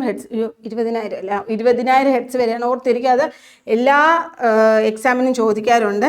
20 ഹെർട്സ് തൊട്ട് 20 കിലോ ഹെർട്സ് വരെ എന്നും പറയാറുണ്ട്. അല്ലെങ്കിൽ 20 ഹെർട്സ് തൊട്ട് 20,000 ഹെർട്സ് വരെയാണ് എന്തെന്ന് പറയുന്നത്? മനുഷ്യന്റെ ശ്രവണ പരിധി എന്ന് പറയുന്നത്. അത് ഓർത്തിരിക്കുക. ഓക്കെ, അടുത്ത നോക്കിക്കേ, ഫാരൻഹീറ്റ് തെർമോമീറ്റർ പ്രകാരം 98 ഡിഗ്രി ഫാരൻഹീറ്റ് എത്രയാണ്? 98 ഡിഗ്രി ഫാരൻഹീറ്റ് താപനില കെൽവിൻ സ്കെയിൽ പ്രകാരം ഡാഷ് ആണ്. അതായത് 98 ഡിഗ്രി, നമ്മൾ കെമിസ്ട്രിയുടെ ക്ലാസ്സിൽ നമ്മൾ മാരത്തോൺ നിങ്ങൾ കണ്ടിട്ടില്ലാത്തവരെടുത്ത് കാണുക. ഡിഗ്രി സെൽഷ്യസിനെ ഫാരൻഹീറ്റിലോട്ടാകുന്നതും ഫാരൻഹീറ്റിനെ ഡിഗ്രി സെൽഷ്യസിലോട്ടാകുന്നതും ഇതിനെ കെൽവിനിലോട്ടാകുന്നതും എല്ലാം നമ്മൾ അവിടെ എക്സ്പ്ലെയിൻ ചെയ്തിട്ടുണ്ട്. ഒരു ഇക്വേഷൻ വെച്ചിട്ടാണ് നമ്മൾ പറയുന്നത്. എന്നാലും ഇപ്പോൾ ഒന്നുകൂടെ നമ്മൾ പറയാം. കെൽവിനെ നമ്മൾ ഫാരൻഹീറ്റിനെ കെൽവിനിലോട്ടാക്കുന്നതിന് മുമ്പ് ഫാരൻഹീറ്റിനെ ഡിഗ്രി സെൽഷ്യസിലോട്ടാക്കണം. അപ്പോൾ നോക്കിക്കേ, degree Celsius is equal to Fahrenheit minus 32 into 5/9. ഇങ്ങനെയാണ് ഡിഗ്രി സെൽഷ്യസിനെ ഫാരൻഹീറ്റിനെ ഡിഗ്രി സെൽഷ്യസിലോട്ട് മാറ്റുന്നത്. ഇനി അതിനെ കെൽവിനോട്ടൂടെ മാറ്റണമെങ്കിൽ +273 ചെയ്യണം. എത്രയാണ്? +273 ചെയ്യണം. ഇപ്പം നമുക്ക് ഫാരൻഹീറ്റ് തന്നിരിക്കുന്നത് എത്രയാണ്? 98 ആണ്, അല്ലേ? അപ്പം എങ്ങനെയാണ് വരുന്നത്? 98 മൈനസ് 32 ഇൻറ്റു 5/9 +273 എന്ന് വരും, അല്ലേ? 273. 98 മൈനസ് 32 എന്ന് പറയുന്നത് 66 ഇൻറ്റു 5/9 പ്ലസ് 273 അല്ലേ. ഇപ്പോൾ 9 ഇതിലൂടെ വെട്ടുമ്പോഴത്തേക്കിന് 3 22 അല്ലേ. അപ്പം 22/3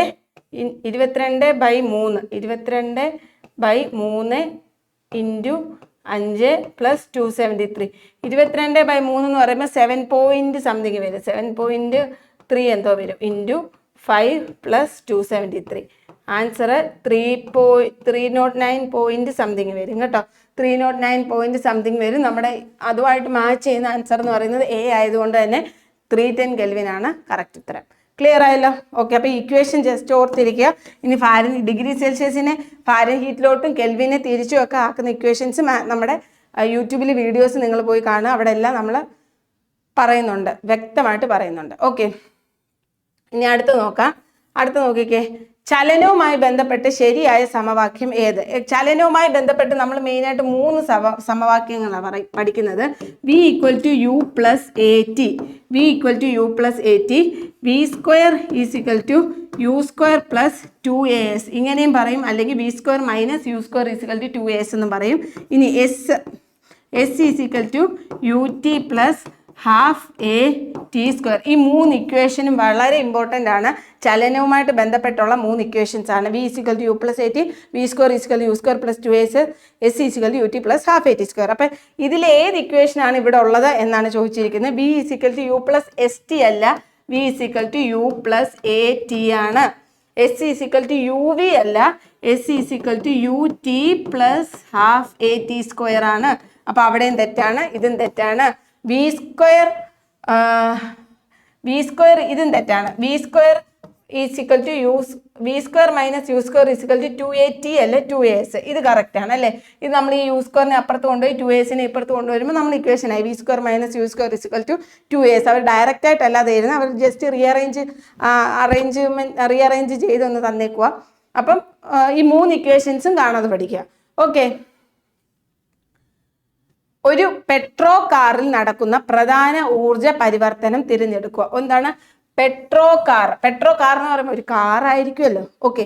അവിടെ ഊർജ്ജമാറ്റം ശ്രദ്ധിക്കുക. വൈദ്യുതോർജ്ജം യാന്ത്രികോർജ്ജമാകുന്നു, താപോർജ്ജം വൈദ്യുതോർജ്ജമാകുന്നു, രാസോർജ്ജം ഗതികോർജ്ജമാകുന്നു, യാന്ത്രികോർജ്ജം താപോർജ്ജമാകുന്നു. ഓർക്കുക, പെട്രോ കാർ എന്ന് പറയുമ്പോഴത്തേക്കിന് നിങ്ങൾ ഓർക്കുക, കാർ മൂവ് ചെയ്യുമ്പോൾ ഉള്ള എനർജി ഏതാ? ഗതികോർജ്ജം അല്ലേ.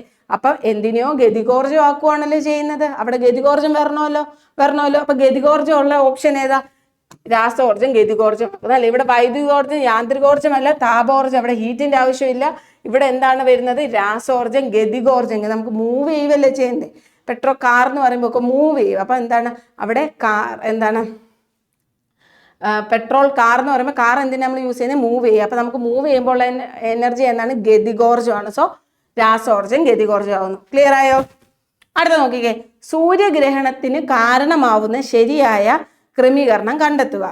ഭൂമിക്കും സൂര്യനും ഇടയിൽ ചന്ദ്രൻ വരുന്നു, ചന്ദ്രനും സൂര്യനും ഇടയിൽ ഭൂമി വരുന്നു, സൂര്യനും ഭൂമിക്കും ഇടയിൽ ബുധൻ വരുന്നു, ചന്ദ്രനും ഭൂമിക്കും ഇടയിൽ സൂര്യൻ വരുന്നു. ഇതിൽ ഏതാണ് സൂര്യഗ്രഹണത്തിന് കാരണമായത് ഏതാണെന്നാണ് ചോദിച്ചത്. ഭൂമിക്കും സൂര്യനും ഇടയിൽ ചന്ദ്രൻ വരുന്നതാണ്.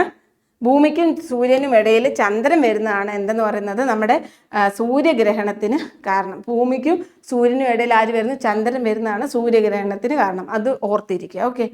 നോക്കിക്കേ, ചന്ദ്രഗ്രഹണം എന്താണെന്നും സൂര്യഗ്രഹണം എന്താണെന്നും നോക്കിക്കേ.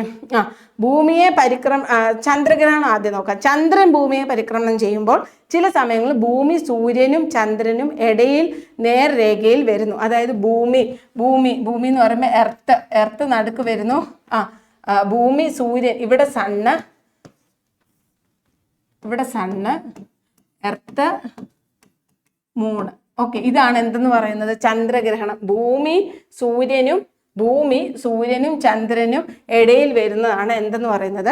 ചന്ദ്രഗ്രഹണം. ഇനി സൂര്യഗ്രഹണം എന്തുവാണെന്ന് നോക്കിക്കേ. ചന്ദ്രന്റെ നിഴൽ വീഴുന്ന ഭൂപ്രദേശത്തുള്ള മാത്രമാണ് ഭൂമിയെ പരിക്രമണം ചെയ്യുമ്പോൾ ചന്ദ്രൻ അപൂർവമായി ഭൂമിക്കും സൂര്യനും ഇടയിൽ വരുന്നു അല്ലെ. ചന്ദ്രൻ മൂണ് ആർക്കും ഇടയിൽ വരുന്നു? എർത്തിനും ഭൂമിക്കും സൂര്യനും ഇടയിൽ. ഇതൊന്ന് ജസ്റ്റ് ഓർത്തിരിക്കുക. അത് ചന്ദ്രഗ്രഹണം എന്ന് പറയുമ്പോഴത്തേക്കിന് എർത്ത് സണ്ണിനും മൂണിനും ഇടയിൽ വരുന്നു. സൂര്യഗ്രഹണം എന്ന് പറയുമ്പോൾ മൂണ് എർത്തിനും സണ്ണിനും ഇടയിൽ വരുന്നു. ഓക്കെ, ചന്ദ്രഗ്രഹണത്തിൽ എർത്ത് നടുക്ക് വരുന്നു, സൂര്യഗ്രഹണത്തിൽ മൂണ് നടുക്ക് വരുന്നു. അത് ഓർത്തിരിക്കുക. ഓക്കെ, ഹൈഡ്രജന്റെ ഗുണങ്ങളുമായി ബന്ധപ്പെട്ട് ചില പ്രസ്താവനകൾ തന്നിരിക്കുന്നു. എന്തൊക്കെയാണ് നോക്കിക്കേ, ഹൈഡ്രജന്റെ ഗുണവുമായിട്ട് ബന്ധപ്പെട്ട് തന്നിരിക്കുന്ന പ്രസ്താവനകൾ. ഹൈഡ്രജന് നിറമോ മണമോ ഇല്ല. കറക്റ്റ് ആണ്. ഹൈഡ്രജൻ എന്തില്ല? നിറമോ മണമോ ഇല്ല. ഹൈഡ്രജൻ ജലത്തിൽ ലയിക്കുന്നു. ലയിക്കുവോ ഹൈഡ്രജൻ? ജലം എന്ന് പറയുന്നത് തന്നെ ഹൈഡ്രജൻ H2O അല്ലേ? അതിൻ്റെ അകത്ത് ഹൈഡ്രജൻ ലയിക്കുവോ? ഒരിക്കലും ഇല്ല. ഹൈഡ്രജൻ ജലത്തിൽ ഒരിക്കലും ലയിക്കത്തില്ല. ഹൈഡ്രജന്റെ ദ്വയ അറ്റോമിക് തന്മാത്രകളായിട്ടാണ് കാണപ്പെടുന്നത്. അത് കറക്റ്റ് അല്ലേ?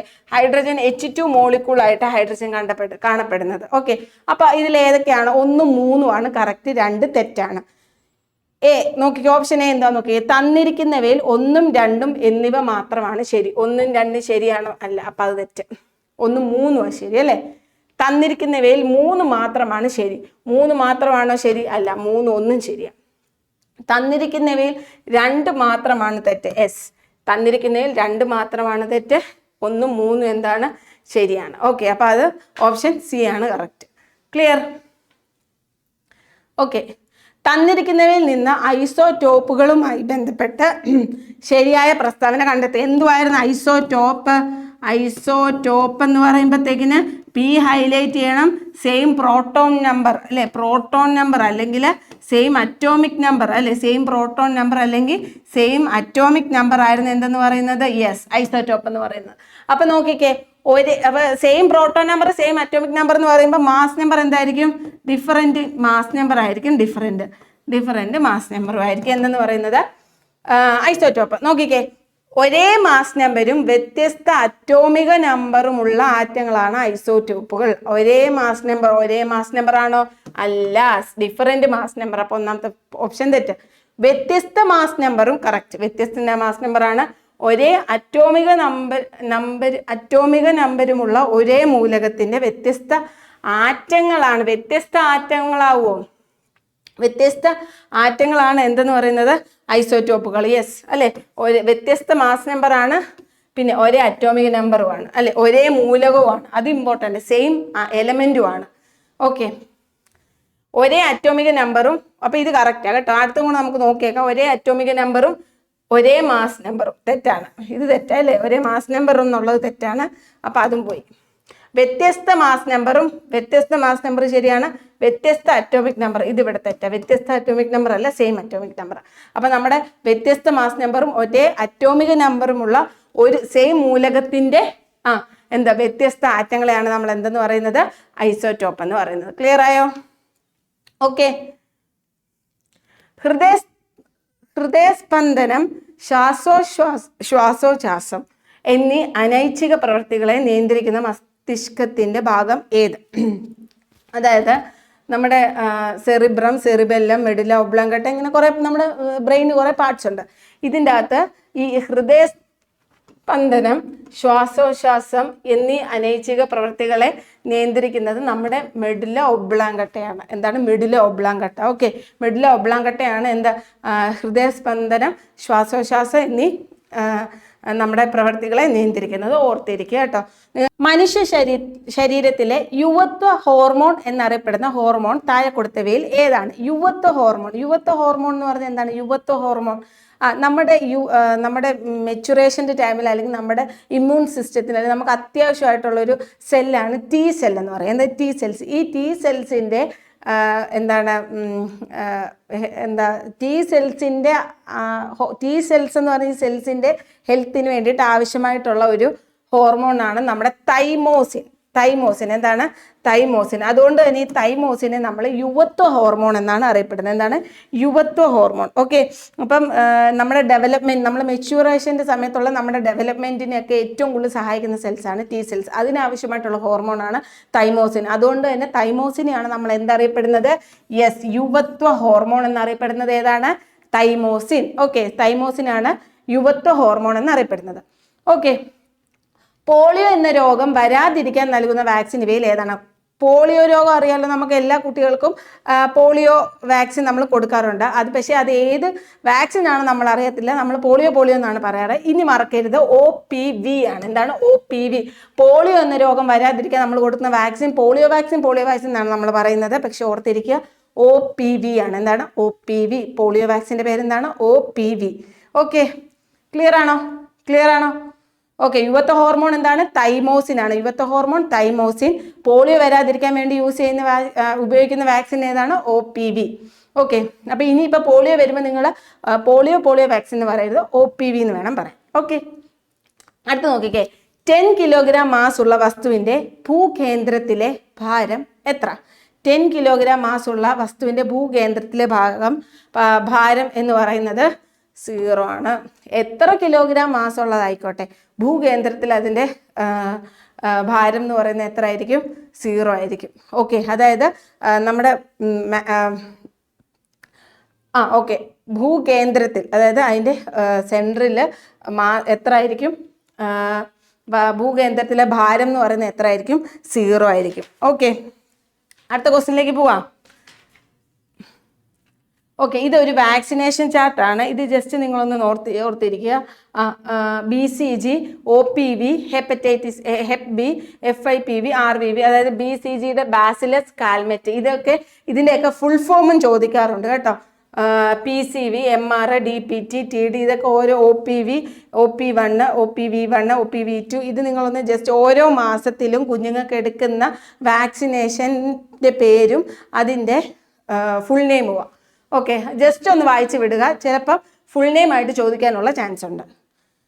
ഓക്കെ, സ്വർണം ലയിക്കുന്ന അക്വാ റീജിയ ഏതൊക്കെ ചേരുന്നതാണ്? അക്വാ റീജിയ, ഇത് ഞാൻ ഓൾറെഡി നേരത്തെ ഒന്ന് എടുത്തതാണ്.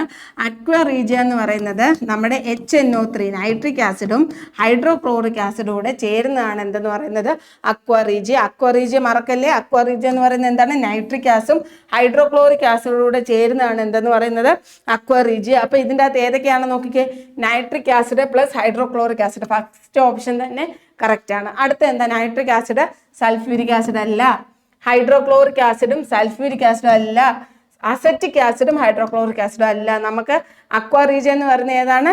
നൈട്രിക് ആസിഡും ഹൈഡ്രോക്ലോറിക് ആസിഡും ആണ്. നൈട്രിക് ആസിഡും ഹൈഡ്രോക്ലോറിക് ആസിഡ്. അപ്പോൾ ഓപ്ഷൻ A ആണ് കറക്റ്റ്. ഓക്കെ, അടുത്ത് നോക്കാം. ഏറ്റവും ഇലക്ട്രോ നെഗറ്റീവായ മൂലകം, നമ്മൾ ഓൾറെഡി ഈ ക്ലാസ്സിൽ തന്നെ നമ്മൾ പറഞ്ഞു, ഏറ്റവും ഇലക്ട്രോ നെഗറ്റിവിറ്റി കൂടിയ മൂലകം ഏതാണ്? ഫ്ലൂറിനാണ്. ഓക്കെ, ഫ്ലൂറിനാണ് ഏറ്റവും കൂടുതൽ ഇലക്ട്രോ നെഗറ്റിവിറ്റി കൂടുതൽ. ഇലക്ട്രോ നെഗറ്റിവിറ്റി കൂടാൻ കാരണം എന്താണ്?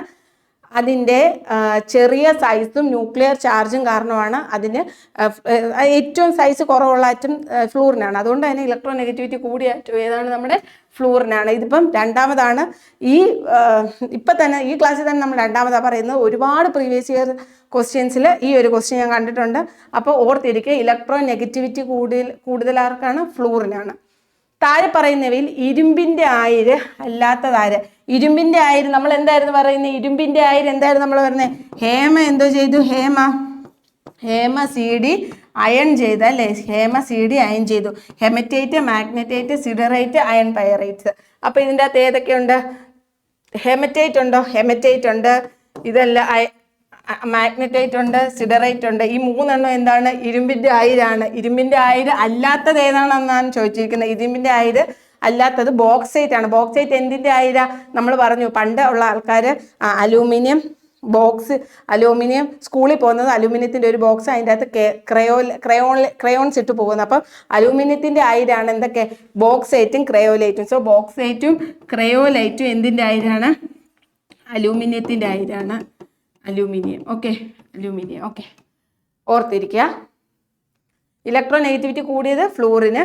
ഓക്കെ, എന്താണ് ഇലക്ട്രോ നെഗറ്റിവിറ്റി? നമ്മൾ ഓൾറെഡി പറഞ്ഞതാണ്. എന്താണ് ഇലക്ട്രോ നെഗറ്റിവിറ്റി?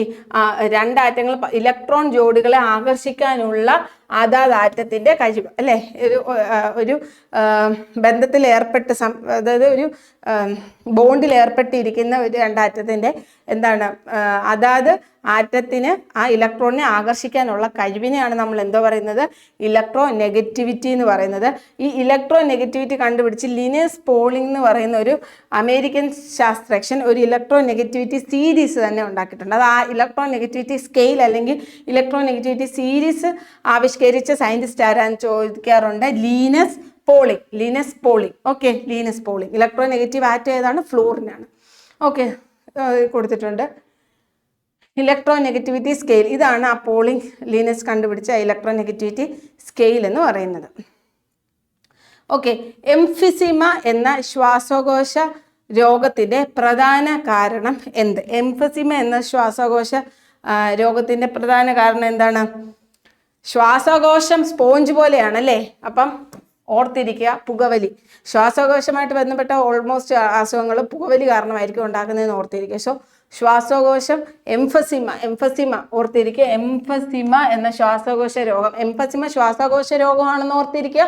അത് വരാനുള്ള കാരണം എന്താണ്? നമ്മുടെ പുകവലിയാണ്. ഓക്കെ, മലമ്പനി വരുത്തുന്ന കൊതുക് ഏതാണ് മലമ്പനി വരുത്തുന്ന കൊതുക്? ഈഡ്സ്, ക്യുലെക്സ്, അനോഫിലസ് ഇവയല്ല. ഈഡ്സ് കൊതുകാണ് കേട്ടോ. ഈഡ്സ്, മലമ്പനി പരത്തുന്ന കൊതുകിന്റെ പേരാണ് എന്താണ്? ഈഡ്സ്. മറക്കരുത്, ഈഡ്സ് കേട്ടോ. താഴെ പറയുന്നവയിൽ ഏത് വിറ്റാമിനിലാണ് കൊബാൾട്ട് എന്ന മൂലകം അടങ്ങിയിരിക്കുന്നത്? താഴെ പറയുന്നവയിൽ ഏത് വിറ്റാമിനിലാണ് കൊബാൾട്ട് എന്ന മൂലകം അടങ്ങിയിരിക്കുന്നത്? നോക്കിക്കേ, B1 ഉണ്ട്, B6 ഉണ്ട്, B7 ഉണ്ട്, B12 ഉണ്ട്. ഓക്കെ, B12ലാണ് എന്ത് അടങ്ങിയിരിക്കുന്നത്? കൊബാൾട്ട് എന്ന മൂലകം അടങ്ങിയിരിക്കുന്നത് എവിടെയാണ്? B12ലാണ് കേട്ടോ. കൊബാൾട്ട് എന്ന മൂലകം അടങ്ങിയിരിക്കുന്നത് എവിടെയാണ്? B12. ഓക്കെ, ഓർത്തിരിക്കുക. അപ്പം നമ്മൾ എംഫസിമ എന്ന് പറയുന്നത് ഒരു ശ്വാസകോശ രോഗമാണ്. അത് പുകവലി കാരണമാണ് ഉണ്ടാവുന്നത്. രണ്ടാമത് നമ്മൾ എന്തോ പറഞ്ഞത്? കൊതുക്. ഈ മലമ്പനി പരത്തുന്ന കൊതുകിന്റെ പേരെന്താണ്? ഈഡ്സ് കൊതുകാണ്. ഈഡ്സ് കൊതുക്. അതുപോലെ കൊബാൾട്ട് അടങ്ങിയിരിക്കുന്ന വിറ്റാമിൻ ഏതാണ്? മൂലകം ഏതാണ്? കൊബാൾട്ട് എന്ന മൂലകം അടങ്ങിയിരിക്കുന്ന വിറ്റാമിൻ ഏതാണ്? B12. വിറ്റാമിൻ B12 ആണ്. ഓക്കെ, നോക്കിക്കേ, ഗുരുത്വാകർഷണത്തിന്റെ മൂല്യം ഏറ്റവും കൂടുതൽ എവിടെയാണ്? ധ്രുവ പ്രദേശത്തില്, ഭൂമധ്യരേഖ പ്രദേശം, ഭൂകേന്ദ്രം, ഭൗമോപരിതലത്തിൽ നിന്നും നിശ്ചിത ഉയരത്തിൽ. ഗുരുത്വാകർഷണ മൂല്യം ഏറ്റവും കൂടുതലുള്ളത് അറ്റ് പോൾസിലാണ്. അതായത്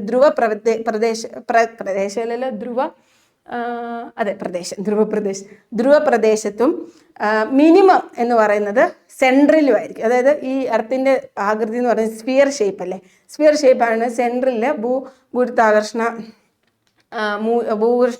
ഭൂഗുരുത്വാകർഷണത്തിന്റെ ആക്സിലേഷൻ ഡ്യൂ ടു ഗ്രാവിറ്റിയുടെ വാല്യൂ എന്ന് പറയുന്നത് എന്തായിരിക്കും? മാക്സിമം എന്ന് പറയുന്നത് ധ്രുവപ്രദേശത്തിലായിരിക്കും. ഭൂകേന്ദ്രത്തിൽ എന്തായിരിക്കും? മിനിമം ആയിരിക്കും കേട്ടോ. മിനിമം എവിടെ ആയിരിക്കും? ഭൂകേന്ദ്രത്തിലായിരിക്കും. ഇലക്ട്രോ മാഗ്നറ്റിക് സ്പെക്ട്രത്തിന്റെ തരംഗ ദൈർഘ്യം ഏറ്റവും കുറഞ്ഞത് താഴെ പറയുന്നവയിൽ ഏതിലാണ്? ഓക്കെ, ഇലക്ട്രോ മാഗ്നറ്റിക് സ്പെക്ട്രത്തിന്റെ തരംഗ ദൈർഘ്യത്തിന്റെ ഒരു കോഡ് ഞാൻ പറഞ്ഞുതരാം.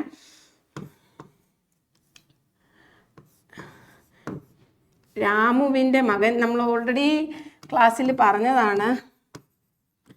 രാമുവിന്റെ മകൻ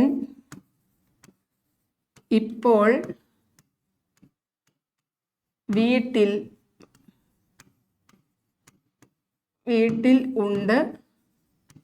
എക്സ്റേ ഗാമ-റേ. ഓക്കെ, ഗാമയാണ്, ഗാമയുടെ ചിഹ്നമാണ് ഇത്. ഓക്കെ, രാമുവിന്റെ മകൻ 6, മകൻ M, ഇപ്പോൾ I, വീട്ടിൽ ഉണ്ട് U. അപ്പം നോക്കിക്കേ, രാമുവിന്റെ 6 എന്താണ്? Radio wave. M എന്ന് പറയുന്നത് എന്താണ്? മൈക്രോവേവ്. I എന്താണ്? ഇൻഫ്രാറെഡ്. V എന്താണ്? വിസിബിള്. U എന്താണ്? അൾട്രാവയലറ്റ്.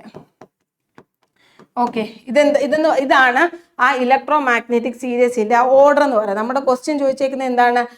ഇലക്ട്രോ മാഗ്നറ്റിക് സ്പെക്ട്രത്തിന്റെ തരംഗ ദൈർഘ്യം കുറഞ്ഞത്. ഓക്കെ, തരംഗ ദൈർഘ്യം കുറഞ്ഞ ഓർഡറിൽ തന്നെയാണ് ഞാൻ എഴുതിയിരിക്കുന്നത്. വേവ് ലെങ്ത് കൂടുതൽ ഏതിനാണ്? വേവ് ലെങ്ത് ഹൈ ഏതിനാണ്? ഹൈ നമ്മുടെ റേഡിയോ വേവിനാണ്. വേവ് ലെങ്ത് ഏറ്റവും കുറവ് ഏതിനാണ്? ഗാമയ്ക്കാണ് കേട്ടോ. ഓക്കെ, വേവ് ലെങ്ത് കുറവ് ഏതാ? ഗാമയ്ക്ക്. അപ്പം നമ്മുടെ കോഡ് എന്താണ്? രാമുവിന്റെ മകൻ ഇപ്പോൾ വീട്ടിലുണ്ട്. രാമുവിന്റെ 6 M മകൻ ഇപ്പോൾ ഇൻഫ്രാറെഡ്. അപ്പൊ 6 radio wave, microwave, infrared, visible, UV, പിന്നെ ലാസ്റ്റ് എക്സ്റേ ഗാമ-റേ. ഇതെന്ന് പറയുന്നത് വേവ് ലെങ്ത് കുറഞ്ഞു വരുന്ന ആ ഓർഡറിലാണ് പറഞ്ഞിരിക്കുന്നത്. വേവ് ലെങ്ത് ഏറ്റവും കൂടിയത് റേഡിയോ വേവിനാണ്. വേവ് ലെങ്ത് ഏറ്റവും കുറവ് ഏതാണ്? നമ്മുടെ ഗാമ-റേക്കാണ്. അപ്പൊ നോക്കിക്കേ, നിങ്ങൾ എഴുതിയ സ്ക്രീൻഷോട്ട് എടുത്തായിരുന്നു? ഓക്കെ, എടുത്തിട്ടില്ലാത്തൊരു സ്ക്രീൻഷോട്ട് എടുക്കുക. ഓക്കെ, വേവ് ലെങ്ത് ഏറ്റവും കുറവ് എവിടാണ്? എക്സ്റേ രശ്മിയിൽ, ഗാമ രശ്മിയിൽ. ഓപ്ഷൻ ബി ആണ് കേട്ടോ. ഇലക്ട്രോമാഗ്നറ്റിക് സ്പെക്ട്രത്തിൽ വേവ് ലെങ്ത് ഏറ്റവും കുറവ് ഏതിനാണ്? ഗാമ രശ്മിക്ക്. നിശ്ചല അകലത്തിലുള്ള പരസ്പരം ആകർഷിക്കുന്ന രണ്ട് വസ്തുക്കളിൽ ഒന്നിന്റെ മാസ് 2 മടങ്ങായാൽ അവ തമ്മിലുള്ള പരസ്പര ആകർഷണ ബലത്തിന്റെ എന്ത് മാറ്റമുണ്ട്? അതായത് നമുക്കറിയാം യൂണിവേഴ്സൽ ലോ ഓഫ് ഗ്രാവിറ്റേഷൻ എന്ന ന്യൂട്ടന്റെ ഒരു ലോയ. അതായത് ഭൂമിയിലുള്ള എല്ലാ വസ്തുക്കളും തമ്മിൽ ഒരു ആകർഷണമുണ്ട് അല്ലെ. ഈ ആകർഷണ ബലത്തിന്റെ ഒരു ഇക്വേഷൻ അദ്ദേഹം പറയുന്നുണ്ട്. F is equal to G(m1m2/r²). Okay, M1 M2 എന്ന് പറയുന്നത്, M1 എന്ന് പറയുന്നത് ഒരു വസ്തുവിന്റെ മാസ്, M2 എന്ന് പറയുന്നത് രണ്ടാമത്തെ വസ്തുവിന്റെ മാസ്. ഇത് തമ്മിലുള്ള M1 ആണെന്ന് വിചാരിക്കുക, ഇത് M2 ആണെന്ന് വിചാരിക്കുക. ഇത് തമ്മിൽ അകലമാണ് R. അപ്പൊ ഇത് തമ്മിലുള്ള ആ ഫോഴ്സിന്റെ ഇക്വേഷനാണ് അദ്ദേഹം കൊണ്ടുവന്നിരിക്കുന്നത്. ഈ ഇക്വേഷൻ ക്വസ്റ്റ്യൻ ചോദിച്ചിരിക്കുന്നത് എന്താണ്? നിശ്ചിത അകലം, അതായത് R കോൺസ്റ്റന്റ് ആണെന്ന് പറഞ്ഞിട്ടുണ്ട്. ഇനി രണ്ട് വസ്തുക്കൾ ഒന്നിന്റെ മാസ് 2 മടങ്ങായ, ഒന്നിന്റെ മാസ് നമ്മളിപ്പം 2 മടങ്ങാകുവാന്ന് വിചാരിച്ചോ. ഒന്നിന്റെ മാസ് G കോൺസ്റ്റന്റ് ആണ്. Okay, F directly proportional to M1 M2 ആണ് /r². അല്ലെ. എമ്മിന്റെ മാസ് നമ്മൾ 2 മടങ്ങാക്കിയാൽ ഫോഴ്സ് എന്തായിരിക്കും? 2 മടങ്ങാകുന്നു. ഫോഴ്സിന് എന്താ സംഭവിക്കുന്നത്? ഫോഴ്സ് 2 മടങ്ങാകുന്നു. അപ്പൊ ഇക്വേഷൻ നോക്കിയാൽ മതി. ഏതെങ്കിലും ഒരു വസ്തുവിന്റെ മാസ് നമ്മൾ ഇരട്ടിയാക്കിയാൽ ഫോഴ്സ് എന്താണ്? ന്യൂമറേറ്ററിലായതുകൊണ്ട് ഫോഴ്സ് എന്താകുന്നു? ഇരട്ടിയാവുന്നു കേട്ടോ. ആ ഇക്വേഷൻസ് ജസ്റ്റ് ഒന്ന് ഓർത്തിരിക്കുക. ഓക്കെ, ഫിസിക്സുമായിട്ട് ബന്ധപ്പെട്ട ഈ ഗ്രാവിറ്റേഷനും ഇതുപോലെയൊക്കെ ബന്ധപ്പെട്ട ക്ലാസ്സുകൾ വേണമെങ്കിൽ നിങ്ങൾ ജസ്റ്റ് കമൻറ്റ് ചെയ്യുക. നമ്മൾ ഓരോ സെക്ഷൻ, ഫിസിക്സിന് നിങ്ങൾക്ക് പാടുള്ള ടോപ്പിക്സ് നിങ്ങൾ കമൻറ്റ് ചെയ്യുക. ഓരോ സെക്ഷനായിട്ട് നമുക്ക് ക്ലാസ്സുകൾ എടുത്തു തരാം. ഓക്കെ,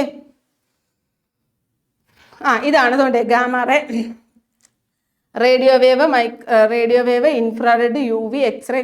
ഇൻക്രീസിങ് എനർജിയിലുള്ള ഇതാ കൊടുത്തിരിക്കുന്നത്. ഇൻക്രീസിങ് എനർജിയിൽ, ഇൻക്രീസിങ് വേവ് ലെങ്തിലും ആ ഓർഡർ കൊടുത്തേക്കുക. ഓക്കെ, അടുത്ത ക്വസ്റ്റ്യൻ നോക്കിക്കേ. താഴെ നൽകിയിരിക്കുന്നവയിൽ ഹൈഡ്രോക്ലോറിക് ആസിഡുമായി പ്രവർത്തിച്ച ഹൈഡ്രജൻ വാതകം നൽകാത്ത ലോഹം ഏത്? നമ്മുടെ കോപ്പർ ആണ് കേട്ടോ. ബാക്കി എല്ലാം ഇപ്പൊ സിങ്ക് ആണെങ്കിൽ തന്നെ സിങ്ക് പ്ലസ് HCl ഗീവ്സ് എന്ത് കിട്ടും നമുക്ക്?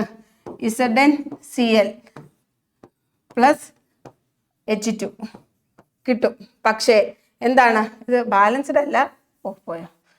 Zn പ്ലസ് HCl ഗീവ്സ് എന്ത് കിട്ടും? Zn-ഉം Cl-ഉം പോയിട്ട് നമുക്ക് എന്ത് കിട്ടും? ഹൈഡ്രജൻ ഗ്യാസ് കിട്ടും. മനസ്സിലായോ? H2 കിട്ടും. പക്ഷേ നമ്മുടെ കോപ്പർ മാത്രം എന്താണ്? ഹൈഡ്രോക്ലോറിക് ആസിഡുമായി പ്രവർത്തിച്ചിട്ട് ഹൈഡ്രജനെ തരത്തില്ല. ബാക്കി നമ്മുടെ സിങ്കും സോഡിയവും മാഗ്നീഷ്യവും എല്ലാം HCl-ഉമായിട്ട് പ്രവർത്തിച്ച് അതിൻ്റെ സോൾട്ടും ഹൈഡ്രജൻ ഗ്യാസും എന്താണ്? പ്രൊഡ്യൂസ് ചെയ്യും. പക്ഷെ കോപ്പർ എന്ത് ചെയ്യത്തില്ല? ഹൈഡ്രജൻ ഗ്യാസ് പ്രൊഡ്യൂസ് ചെയ്യത്തില്ല. ഓർത്തിരിക്കുക. ഓക്കെ, ഒരു മൂലകത്തിന്റെ ഇലക്ട്രോൺ വിന്യാസം 1s2 2s2 2p6 ആകുന്നു. ഈ മൂലകത്തിന്റെ പീരിയോഡിക് ടേബിളിലെ കൃത്യമായ സ്ഥാനം. ഈ പീരിയോഡിക് ടേബിളിലെ കൃത്യമായ സ്ഥാനം എന്ന് പറയുമ്പോൾ പീരീഡും ഗ്രൂപ്പും ആണ് ചോദിച്ചിരിക്കുന്നത്. Okay, 1s2 2s2 2p6. Okay, സാധാരണമായിട്ടും ഈ ലാസ്റ്റ് പോയിരിക്കുന്ന ഈ നമ്പർ നോക്കുക, 2p6 അല്ലേ? ഇതായിരിക്കും നമ്മുടെ പീരീഡ് എന്ന് പറയുന്നത്. ഓക്കെ, അപ്പൊ ഇവിടുത്തെ പീരീഡ് ഏതായിരിക്കും? പീരീഡ് എന്ന് പറയുന്നത് 2 ആയിരിക്കും. ലാസ്റ്റ് സബ്ഷെൽ കോൺഫിഗറേഷൻ നോക്കുക. അത് എത്രാമത്തെ പീല? രണ്ടാമത്തെ പീല. അപ്പൊ 2 ആയിരിക്കും പീരീഡ് എന്ന് പറയുന്നത്. ഗ്രൂപ്പ് എന്ന് പറയുന്നത് ഈ അവസാനത്തെ ലാസ്റ്റ് ഷെല്ല് നോക്കുക. ഓക്കെ, ലാസ്റ്റ് ഷെൽ എന്ന് പറയുന്നത് എന്താ? ഈ ഈ 2ഉം ഈ 6, P പോയിരിക്കുന്ന 2, S 2, മൊത്തത്തിൽ എത്രയാണ്? 8 അല്ലേ? ഗ്രൂപ്പ് 8. ഗ്രൂപ്പ് 8 അല്ല, 8 ആണ് അതിന്റെ എന്ത്? Atomic number. അപ്പൊ അത് ഏത് ഗ്രൂപ്പ് എലമെന്റ്സ് ആയിരിക്കും? 18ാമത്തെ ഗ്രൂപ്പ് എലമെന്റ് ആയിരിക്കത്തില്ലേ? നമ്മൾ പഠിച്ചിട്ടില്ലേ? പീരിയോഡിക് ടേബിളിന്റെ ക്ലാസ് ഒക്കെ കണ്ടിട്ടില്ലാത്ത കാണുക. ഔട്ടർ മോസ്റ്റ് ഷെല്ലിലെ 8 ഇലക്ട്രോൺസ് വരുവാണെങ്കിൽ അത് ഇനേർട്ട് ഗ്യാസ് ആയിരിക്കും, അല്ലെങ്കിൽ നോബിൾ ഗ്യാസ് ആയിരിക്കും അല്ലെ. അത് കെമിക്കൽ റിയാക്ഷനിലൊന്നും പങ്കെടുക്കത്തില്ല. ഈ 18ാം ഗ്രൂപ്പ് എലമെന്റ്സിനെയാണ് നമ്മൾ ഇനേർട്ട് ഗ്യാസ് അല്ലെങ്കിൽ നോബിൾ ഗ്യാസ് എന്ന് പറയപ്പെടുന്നത്. ഈ ഒരു സബ് ഷെല്ലിൽ നിന്ന് വ്യക്തമാണ് എന്തെന്ന് പറയുന്നത്. 6ഉം 2ഉം 8 ആണ് ഔട്ടർ ലാസ്റ്റ് ഷെല്ലിലെ ഇലക്ട്രോൺസ് എന്ന് പറയുന്നത്. അല്ലെങ്കിൽ നിങ്ങൾ മൊത്തം നോക്കിക്കോ, 6ഉം 2ഉം 8ഉം 2ഉം 10 അല്ലേ? 10 എന്ന് പറയുമ്പോൾ 2 8 അല്ലെ? ഔട്ടർ മോസ്റ്റ് ഷെല്ലി 8. ഔട്ടർ മോസ്റ്റ് ഷെല്ലി 8 എന്ന് പറയുമ്പോൾ അത് ഏത് ഗ്രൂപ്പ് എലമെന്റ്സ് ആയിരിക്കും? 18 ഗ്രൂപ്പ് എലമെന്റ്സ് ആയിരിക്കും. അപ്പൊ പീരീഡ് 2ഉം ഗ്രൂപ്പ് 8-18. ഓക്കെ, നോക്ക്, പീരീഡ് 2 ഗ്രൂപ്പ് 18. ഓപ്ഷൻ എ ആണ് കറക്റ്റ്. ക്ലിയർ ആയല്ലോ? ഓക്കെ, ഒരാറ്റത്തിന്റെ എം ഷെല്ലിൽ ഉൾക്കൊള്ളാൻ കഴിയുന്ന പരമാവധി ഇലക്ട്രോണുകളുടെ എണ്ണം. ഓക്കെ, നമുക്ക് 4 ഷെല്ലുകളാണുള്ളത്, K, L, M, N. Okay, ഇതിൽ അടങ്ങുന്ന ഇലക്ട്രോണുകളുടെ എണ്ണത്തിൻ്റെ ഇക്വേഷൻ 2n² ആണ് കേട്ടോ. 2n² ആണ്. n എന്ന് പറയുന്നത് കെയ്ക്ക് 1, എല്ലിന് 2, എമ്മിന് 3, എന്നിന് 4. ഇതാണ് n നമ്പർ. ഓക്കെ, അപ്പം കെ ഷെല്ലിൽ എത്ര ഇലക്ട്രോൺസ് പറ്റും? 2 × 1² ആകുമ്പം 2. ഇവിടെ ആകുമ്പോഴോ എല്ലാവുമ്പോഴത്തേക്കിനോ 2 × 2² ആകുമ്പം 2 × 2² ആകുമ്പം 8. 3 ആകുമ്പോഴോ 3² 9. 9 × 2 18. 32. ഓക്കെ, ഓർത്തിരിക്കുക, നമ്പർ ഓഫ് ഇലക്ട്രോൺസ് ഒരു ഷെല്ലിൽ ഉൾക്കൊള്ളാവുന്ന പരമാവധി ഇലക്ട്രോണുകളുടെ എണ്ണത്തിൻ്റെ ഇക്വേഷനാണ് 2n². n എന്ന് പറയുന്നത് 1 2 3 4. അത് കെ ആണെങ്കിൽ 1, എൽ ആണെങ്കിൽ 2, എം ആണെങ്കിൽ 3, എൻ ആണെങ്കിൽ 4. ഓക്കെ, അപ്പോൾ കെ ആകുമ്പോഴത്തേക്കിന്, ഇപ്പം എം ആകുമ്പോഴത്തേക്കിന് എന്താണ്? എമ്മിൻ്റെ എന്നിൻ്റെ വാല്യൂ 3 ആണ്. അപ്പോൾ 2 × 3² അല്ലേ? സോ 18. ഓക്കെ, അപ്പോൾ നമ്മുടെ ഉത്തരം എന്താണ്? 18 ആണ്. ക്ലിയർ? ഓക്കെ, അപ്പം നിങ്ങൾക്ക് ക്ലാസ്സുകൾ ഇഷ്ടപ്പെട്ടെന്ന് വിചാരിക്കുന്നു. അപ്പോൾ നമ്മുടെ ആപ്ലിക്കേഷനുണ്ട്, ഫാൽക്കൺ അക്കാഡമി എന്ന് പറഞ്ഞ ആപ്ലിക്കേഷൻ നിങ്ങൾ നോക്കുക. അതിൻ്റെ ASM, CPO, fireman almost upcoming നിങ്ങൾക്ക് വേണ്ട എല്ലാ ക്ലാസ്സിൻ്റെയും വീഡിയോസ് സാർ ഇടുന്നുണ്ട്. നിങ്ങൾ മിസ് ചെയ്യാതിരിക്കുക. ക്വിക്ക് റിവിഷനാണ് സത്യം പറഞ്ഞ സാറിൻ്റെ ക്ലാസ് എന്ന് പറയുന്നത്. ഒട്ടും മിസ് ചെയ്യാതിരിക്കുക. അതുപോലെ എൻ്റെ ക്ലാസ്സിൻ്റെയും ഫീഡ്ബാക്ക് നിങ്ങൾ കമൻറ്റ് ബോക്സിൽ പറയുക. ഇനി ഏതൊക്കെ ടോപ്പിക്സ് ആണ് നിങ്ങൾക്ക് വേണം എന്നുള്ളതും നിങ്ങൾ കമൻറ്റ് ബോക്സിൽ പറയുക. ഓക്കെ, അപ്പോൾ എല്ലാവരും നല്ലപോലെ പഠിക്കുക. എത്രമാത്രം റിവൈസ് ചെയ്യാവോ, എത്രമാത്രം പഠിക്കാവോ അതുപോലെ പഠിക്കുക. ഇതിപ്പോൾ നിങ്ങൾ ഓൾറെഡി പഠിച്ച് തുടങ്ങാത്തവരാണെങ്കിലും പോട്ടെ, ഇനിയാണെങ്കിലും വീഡിയോസ് കണ്ട് നല്ലപോലെ പഠിക്കുക. നിങ്ങൾക്കറിയാലോ, 1 മാർക്കിലൊക്കെ ആയിരിക്കും നമ്മൾ റാങ്ക് ലിസ്റ്റിൽ താഴെ വരുന്നത്. സോ ഒരു ക്വസ്റ്റ്യൻ പോലും നിങ്ങൾ വെറുതെ എന്താണ് പാടാണെന്നുള്ള രീതിയിൽ ഒരു സബ്ജക്റ്റും ഒരു ക്വസ്റ്റ്യനും വെറുതെ വിടരുത്. നമ്മുടെ തലവരെ എവിടെയാണ് നമുക്കറിയില്ല. എനിക്ക് ചിലപ്പോൾ ആ ക്വസ്റ്റ്യനിൽ നിന്നായിരിക്കും നമുക്ക് 1 മാർക്ക് പോകുന്നത്. 1 മാർക്ക് എന്ന് പറയുമ്പോൾ നമ്മൾ ലിസ്റ്റിൽ അങ്ങ് താഴെ പോകും. ഓക്കെ, അപ്പം നല്ലപോലെ പഠിക്കുക. All the very best. Thank you.